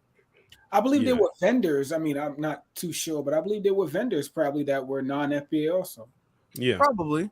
But you would never, like I said, you would never know because, like I said, everyone blended in. So, well, like I said, it was a very family-oriented event. It was even people brought their kids there. Like you said, it was one person there. I think it was a little girl that helping her family sell whatever it was at that front table near when you first walk in. I think those were like baked goods or something along those lines as well. So they had the kids involved as well, helping them promote and push their businesses. So it was really family oriented. I cannot wait for the next one. I'm literally like sitting on pins and needles, like, when they're going to announce the next one and where's the location for the next one going to be at. But I'm sure that's something that's that's probably something that's in the talks right now. And that's a good thing because that just shows you how I guess you could say popular this event was. This was not something that was promoted through major sponsors. This was all something this was all a grassroots thing. So when a lot of people think that we can't do things on our own, they better think again. Keep in mind, we are talking about dealing with an individual, and when I'm talking about Tariq, who was able to put together a rally in 3 weeks after getting so much hassle over the course of months in DC and how the turnout for that was. And then you see what he was able to do with more time with this event right here. So this just shows that through adversity, we can do anything. We are pushing back against the stereotype that Black people have to lean on certain entities and organizations and groups to get stuff done. No, we can actually do it ourselves. And that's exactly why many of them do not want us to get reparations, because look at what we did without it. Imagine what we will do with. They will be. I said they think they're scared of us now. They're gonna be frightened, when them checks get cut. I'm just saying. And this also goes against the narrative that we're helpless. The narrative that we're just sitting up here, we're sitting ducks and we're just drowning until we get reparations. We're getting reparations regardless because it's owed to us. But the thing is that if we're on code, we can make it pop anywhere we go, no matter what. Definitely. And that's exactly what's going on right now with this past event. So you see the reception of it, you see the results of it. It was definitely a success. Everybody got something out of it. Yes. From whatever it is they came down there for. Everybody got something. Hey, you know what? I got a heart. It's crazy, brother. I gotta remember the rally was only 6 months ago. From the rally to the expo was 6 months. It feels like the rally was a year ago. It wasn't even half a year ago. So that just shows you what we can do. We put together, like I said, super certified salute to Tariq to have a reparations rally and then a Black expose. Who else is doing that, man? Who else is doing where? And I'm talking about, once again, not just in America, I'm talking about the whole world. Where is that type of Black empowerment coming from other than from this side of the fence? You know what I'm saying? So it's a hell of a thing, man. Why are you always messing with me? No, he did not bring. Listen, Mambo Sauce was not in attendance at this event, but I'm gonna tell you this right now. If they do, and that's why I'm surprised Afro didn't say DC and he mentioned Chicago, because if it is in DC, you already know what's gonna happen. Y'all know what type of energy I'm on. Y'all already know. I'm gonna be Sage. Don't say nothing. I'm gonna get there 3 days early. I'm gonna be thinking. Hey, if they do have it, there might be some people who are vendors who will be selling their own brand of that sauce. So you never know. Hey, I don't think that would have mixed with all those chocolate cookies, brother. I'm just saying. Hold on. My stomach would have been killing me the next day. I don't know if you guys were present on that space we had right before, the expo, asking, it was me, Black Alpha. I don't know if he was there, Torian, but I know Afro was there, and I was, making fun because everybody thought I was clowning Afro, right? Ask Afro in the chat how his ass got home. Now you would think, why right? are you doing this, now, man? Think, my God! Now, me and Black Alpha, right? Well, you fly in. Torian, how'd you get home, Torian? You mean to back here? Yeah, back to DC. I flew. Oh, of course. How you get home, Brother Black? Flight. Okay. Afro, how you get home, bro? Let's talk about it. I drove. This is I told y'all. Wait, you only got a one-way flight? No, did you drive? You drove down? No, I flew down and you drove back. Yeah, I drove back. With whose car? Oh, I got family in I'm about to say, I'm like, what vehicle? I knew you were driving when I talked to you. I was like, this nigga. Yeah, he can't be driving. I'm about to say, I hope he did not like take whose car? Like, yeah. So, wow. I told y'all that's international Afro. I told y'all, man, he be everywhere, early too. That's crazy. And we was telling him like fly. I mean he did fly. Oh, well, since we're talking about that, let me talk about this. Afro, do you want to explain to the people about the device that you did not have? You had everything but this one thing. Okay. Yeah, we put you. Listen, this is all part of the Expo experience, y'all. I mean, we talking about the Expo, but we talking about the whole experience of it all. It was one thing that you did not have. You had called and told me that. If you saw the look on my face, I was like, "This nigga here." Like I said it in my head, but I didn't say it over the phone. Listen. When I went, because we were all gonna do our own thing, right? I know they owe me heavy, Dwayne. They own me heavy right now. They beat me up virtually, but okay, it's cool. We were all gonna do our thing afterwards, or whatever the case is. We were all gonna link up and do that. So I bought my laptop. I bought my microphone, which I don't do. I've never taken my microphone outside of the house. I bought my laptop. I took my microphone down, packed the microphone, took my webcam down, packed my webcam, and I flew out there. I'm like, I'm set. I also have this too. This is like a multiple USB adapter that I bought too. So this, and I did this so I can plug my USB, the microphone part and the webcam part. So I'm like, oh, we set. I get down there, I'm unpacking. I take the laptop out. Tell me why I forgot my damn laptop charger. I'm like, when you I bought everything except the charger for the laptop. I called Tori. I'm like, dude. I'm like, oh my god, Tori. Yeah, when you told me that, I was like, you have everything but one of the most essential items that is needed for your laptop. Because you had called me on that Friday. Like I was literally I think I was in the parking lot of the apartment complex where my family stays at, and you had called me and told me that. I was like, huh? Like, how does that even work? I almost told you this, but I didn't know how busy you were, but I almost wanted to tell you to go and see if you could find a Wally World or Best Buy or something to see if you can get a spare charger or whatever the case may be. But I said, I had my laptop, I'll bring it. And I don't know why I bought it, because we didn't even end up using it. Yeah, we didn't use it. Literally, I was walking around with my laptop on my back for like a good part of the day, but then that thing was like pressing up against my back. I said, it's warm. I feel like my clothes is about to stick to me. I said, I'm gonna go put this back in the truck. And I said, I put that thing right back in the truck and like locked it up and came right back in. And I was like, whoo, this feels a whole lot better. Because I said, y'all don't realize, carrying a laptop on your back like that and a bag like that, and then you got your charger and everything inside of it, carrying around that all day while walking around, it's almost like you're going on a hike, except you're not climbing up anything. But yeah, you had all of that except the charger. I bought all the accessories, the unnecessary stuff, and I forgot the laptop charger. I was very disappointed in myself. Wow. I was, yes indeed. Yeah.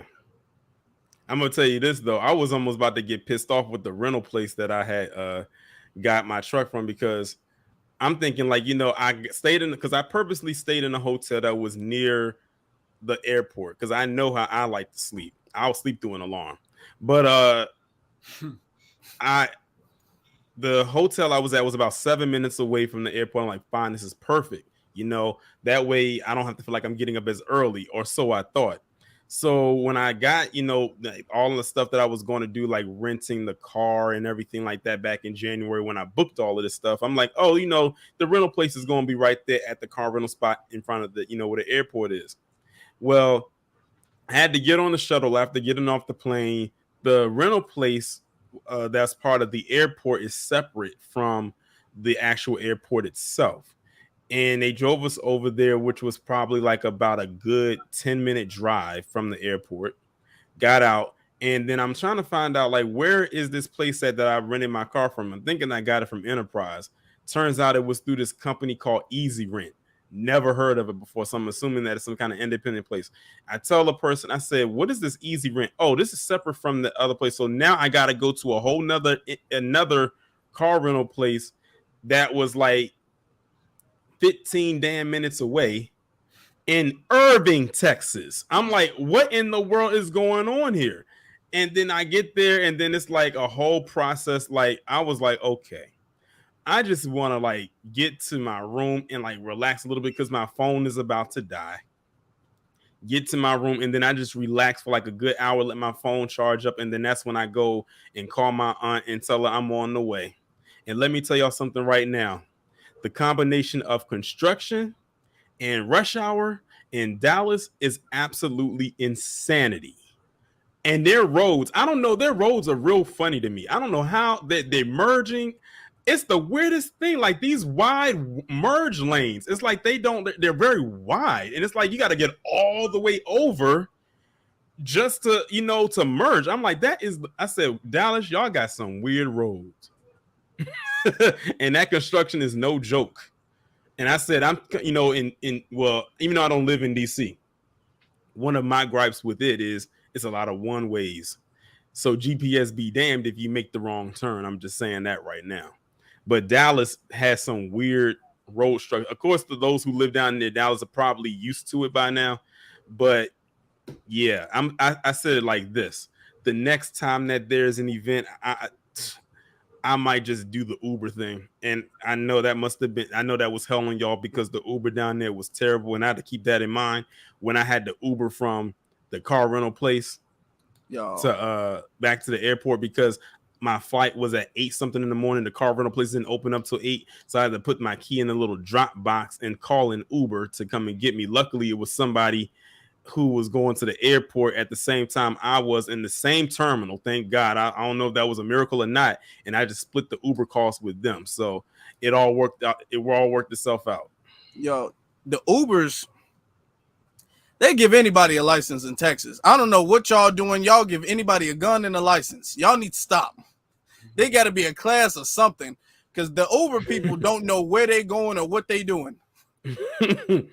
And that's like, even for landmarks, I'm like, when y'all were telling me these stories about how they kept getting y'all turned around and whatnot, I was like, that's crazy. Luckily for me, going to the airport to leave, I did not run into that problem. Thank God.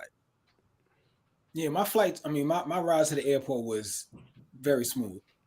It was a brother, fortunately for me that time, but it was very smooth. I have no complaints about my ride to the airport. It was the rides everywhere else. Okay. Mine was a little different, okay? Oh, damn.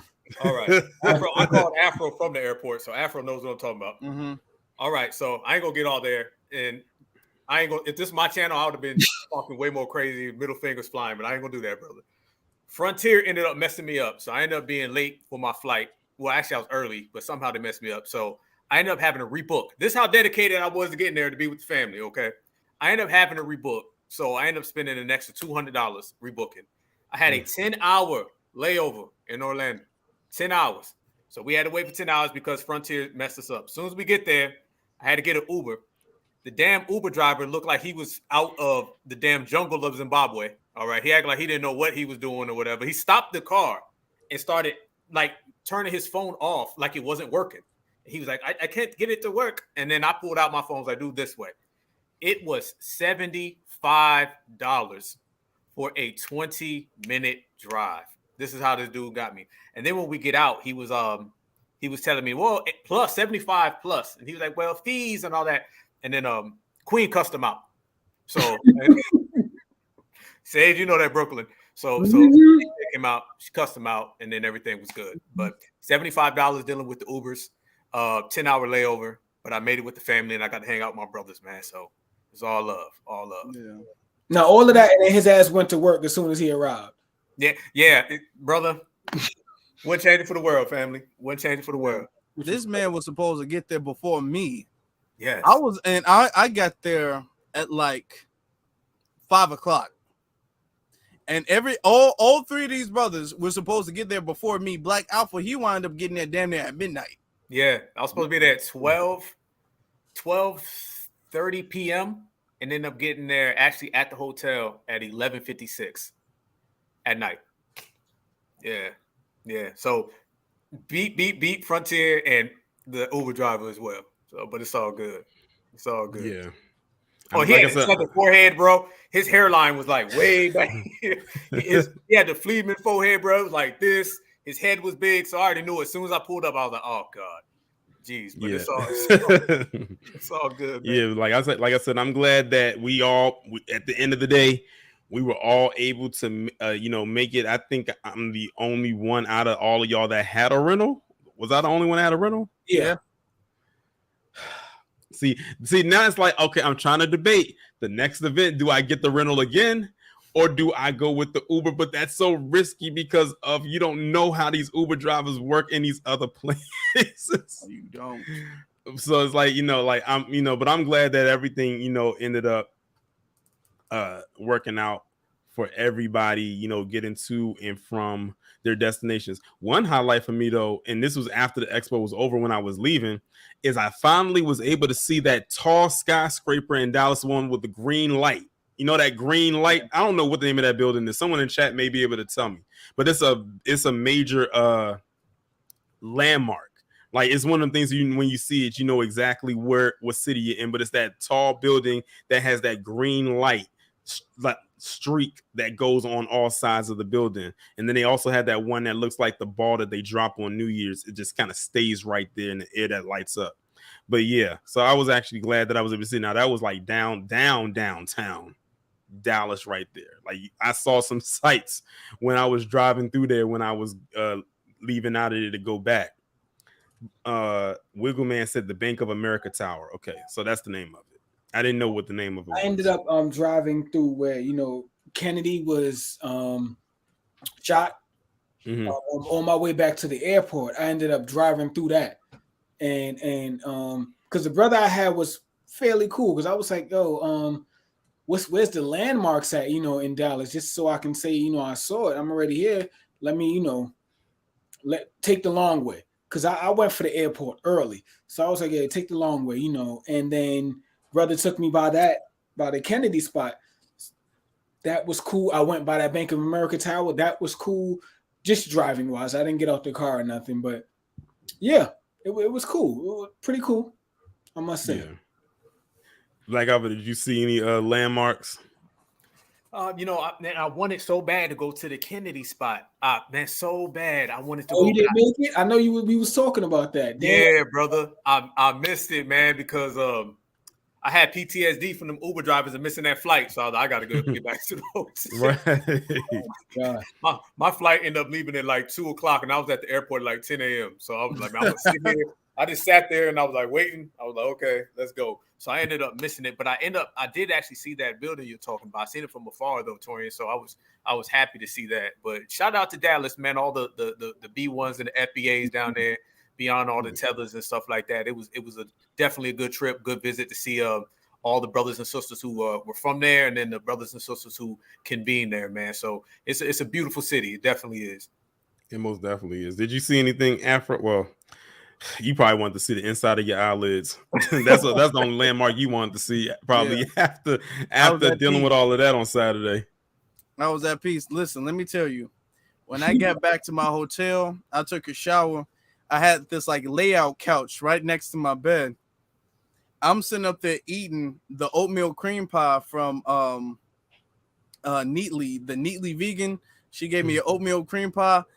Man, y'all should have seen. I look like one of those bears you see at the zoo that doesn't do anything but eat. I'm sitting up there. I'm laid out. I'm just eating it there. I was so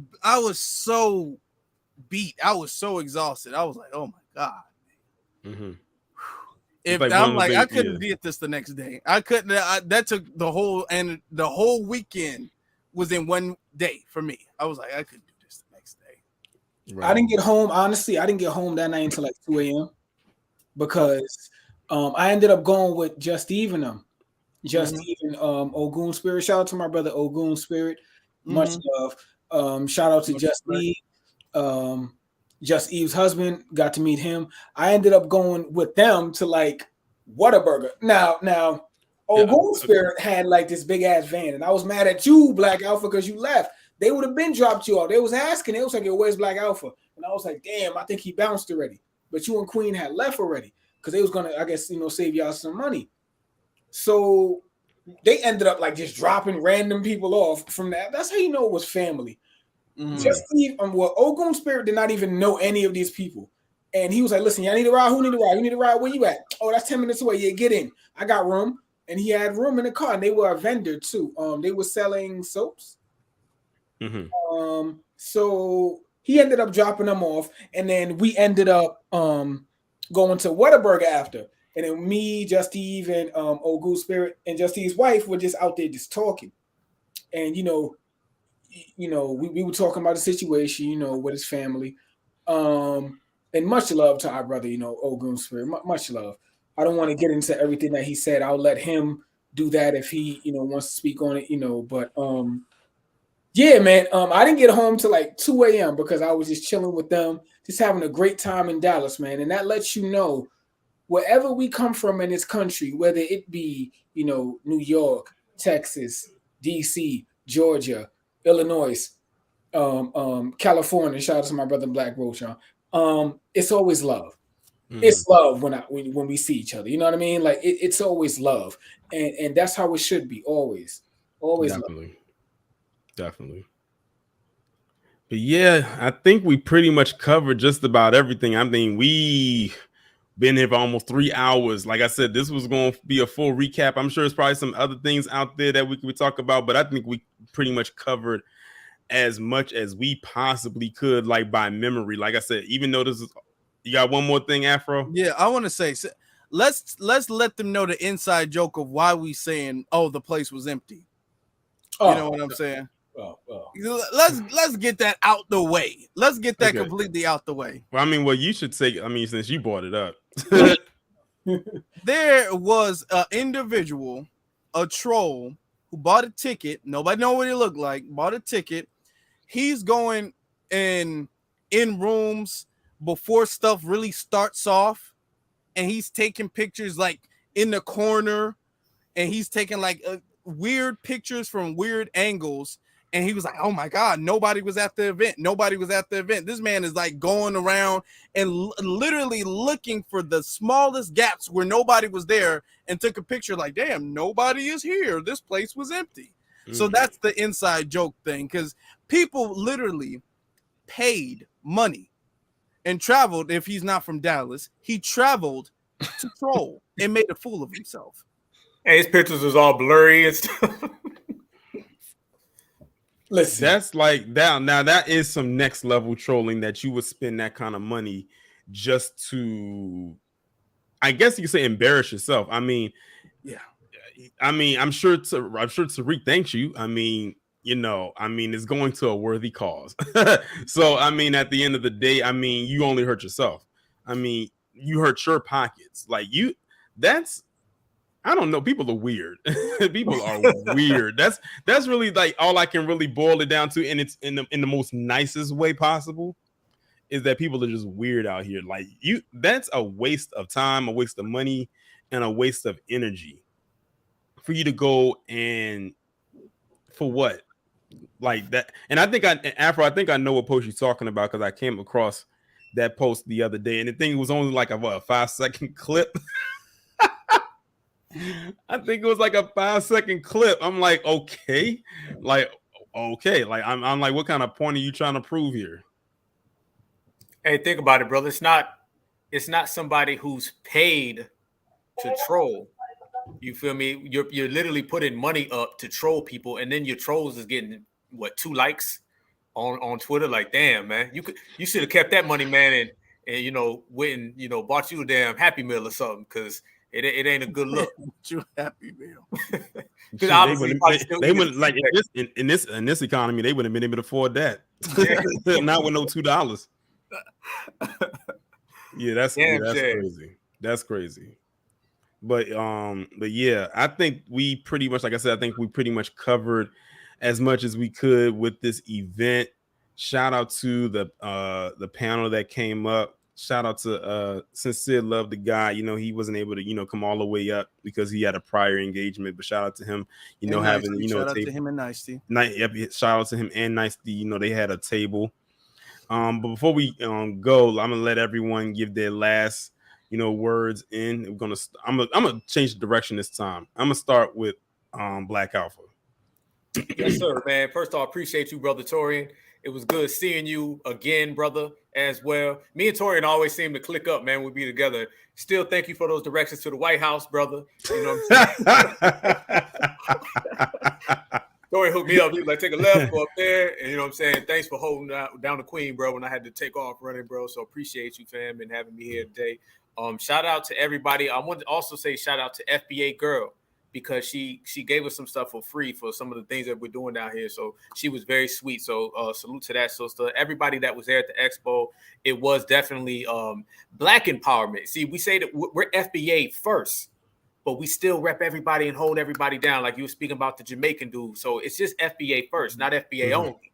So shout out to everybody, man. But there was no other place on the planet Earth that was permeating and radiating that much true Black empowerment that day. You know what I'm saying? And we're going to continue to do it. So I want to just shout out to all my brothers, man, getting a chance to kick it with y'all. Like I tell people, man, we are a fam. I talk to these dudes all the time. If I don't hear from them, I come looking for them. Sage, you know what time that is. You know what I'm saying? So shout out to everybody, man. Everybody listening in the chat, people who weren't there, people coming to the next one, those who were at the rally, vice versa, however it was, man. But you guys just continue to say good. I made like this big, long post on my community tab the other day, and I was like pouring my heart out, and there's a lot of stuff going on right now with our people, and injustices and things that occur to us. And I was up at like 2:30, and I wrote this elongated thing, but it was all for my soul. And shout out to everybody that responded, and I just talked about the passion to take care of our people and protect each other, and some of the trials and tribulations that we go through trying to do that, and how sometimes we feel guilty that we can't help everybody, we can't protect everybody. We got our up days, our down days, but it's just the rigmarole of being in this game, man. So shout out to my brother Torian, Afro Sage. When we meet people like our brother Rizza, and he says he's familiar with Afro Elite, he's familiar with Black Alpha, he's familiar with Torian Reigns. Everybody knows Sage. You know what I'm saying? So when it's all love like that, that just shows that our voices are getting bigger. And these events help us actually communicate with each other and to network and politics. So shout out to our brother Tariq, man. And for all the haters out there that keep on hating FBA, y'all see we keep getting stronger. So keep on hating. Like I told Afro the other day, the more they mention our names, keep on mentioning our names, because we're going to blow up. We're going to go 100 times platinum. So keep on bringing it. We're going to keep on FBA riding all day, every day. So as I always say, man, we're one tonight. Let's be one in the future. Power to all of our people. All right. Cool. Sage, you up next. Yes, I don't really have much to say. I think Brother Black covered it all. I want to say this: as Black people, you deserve the best. You're not second class. You're not subhuman. You are the best, and you deserve the best. When it comes to business, you do good business with your own people. Do great business. Make the best product that you can make, and sell it to your people. I can't be more boom than when I was spending my money with my Black-owned people. Absolutely. And I would do it again tomorrow. Now, as far as the expo, again, I want to thank Brother Tariq for putting that together, taking time and energy. I know a lot of hands went into it to put that expo together, and I was just there to assist in any which way I could. So again, people want to say thank you to me. I say thank you to you for the opportunity. I want to take time out again to thank my brother Afro for the energy that he put out, Brother Black for the energy that you put out. It's always love when I see you, Brother Torian. Ever since I met you first at the rally, that was the first time I ever seen you. Mm-hmm. So let's keep that going. Let's keep the love going. Let's keep working together, and let's move forward together. I do want to closing with this. It's June 1st, so I definitely want to give a happy birthday to Mama Sage. Shout out to my mom. I know she's in the chat right now somewhere. She don't write though. But She's not writing, but thank you for making me obviously full-blooded FBA. Much love to you, and may God give you 40 more years. Much love. Nice. And Afro. Shout out to you, Torian, for putting this all together. You know what I'm saying? I remember you said that you knew how successful this expo was going to be. Torian, I want to let y'all know something. Torian has he talks about he watches movies and stuff like that. I'm gonna expose Torian. Torian has powers. Torian can see the future sometimes. Torian knew that we needed to do a recap, so Torian called dibs before anybody else. Torian was all like, "Hey, I'm a host a recap. I got the recap." He already knew that we needed to do a recap. So shout out to Torian Rain for doing that. You guys definitely have to subscribe to him and our good brother Black Alpha Network and check out our brother Sage's music. You know, he's coming out with some new music sometime soon, so be looking out for that. But definitely shout out to Tariq, because this isn't, and like I say, this is about us as FBA, especially FBA men, leading by example and being proactive. This expo was not a reactive thing. It's not like there was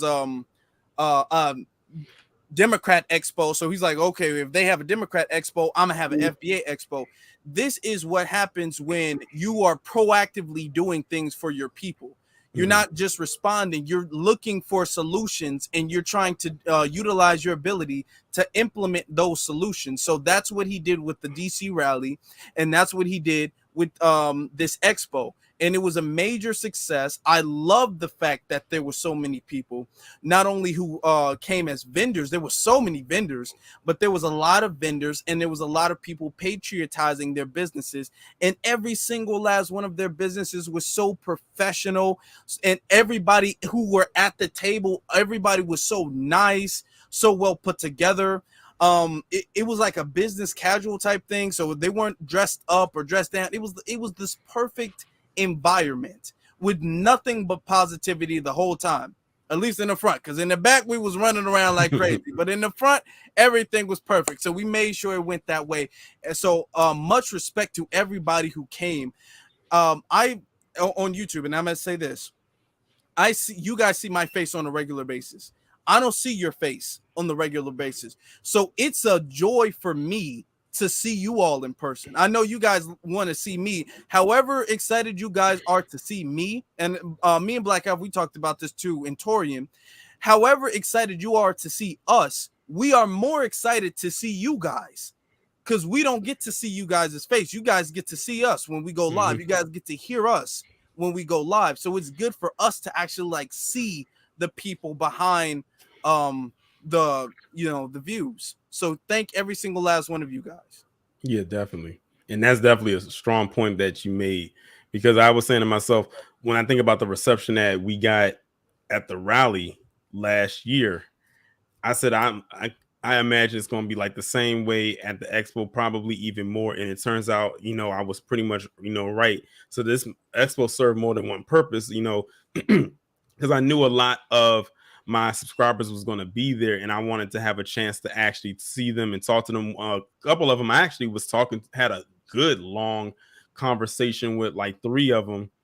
The conversation lasted for I don't know how long, because we were so knee deep in the conversation. Time wasn't really a thing. It was like time was obsolete. It was one of those things where we didn't care how much time had passed. We were just in a conversation that lasted, if I had to guess, for over 20 minutes. Like we was like going in.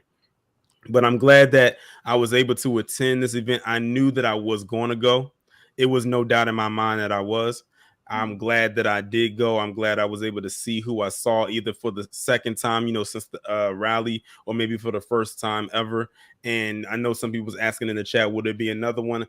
I'm very certain there's definitely going to be another one. I would say another ones with an S, because I'm sure there's going to be more than just another one. It's going to be another ones, as time goes forward.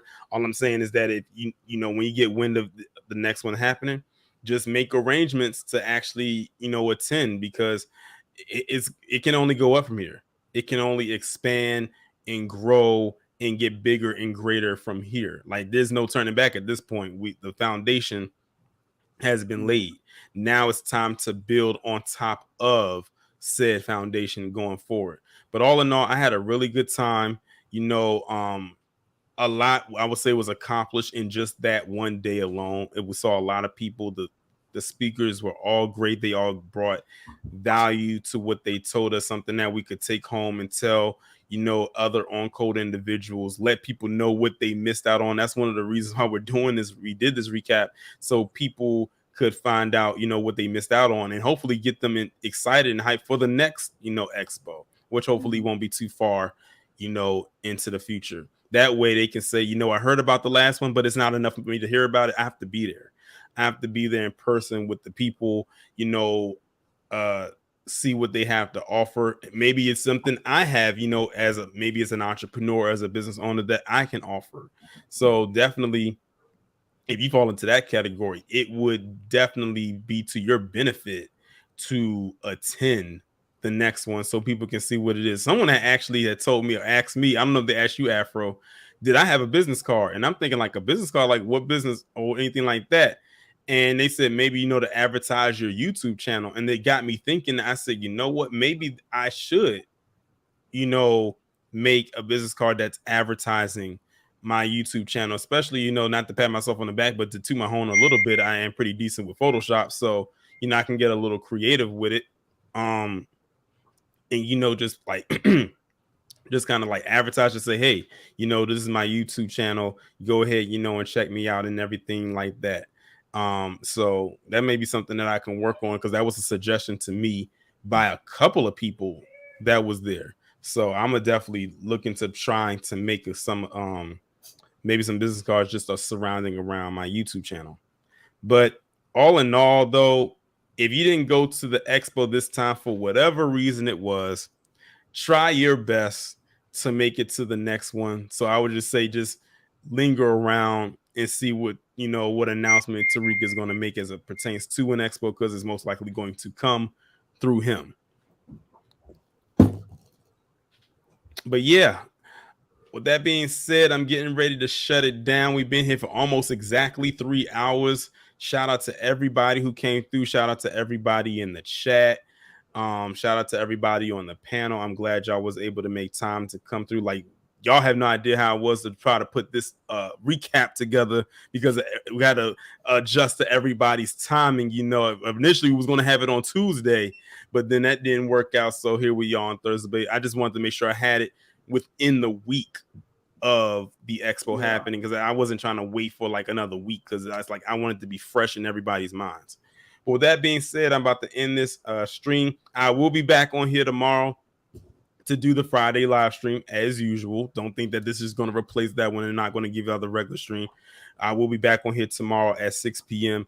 Eastern Standard Time to give y'all the weekly live stream and the first live stream of the month of June. Make sure y'all go ahead and subscribe to all of these men's channels. Y'all most likely will link it down in the maybe pin it down in the comment section, so when y'all come and look at the playback, y'all can just find their channels that way, and make sure y'all subscribe if you haven't done so already.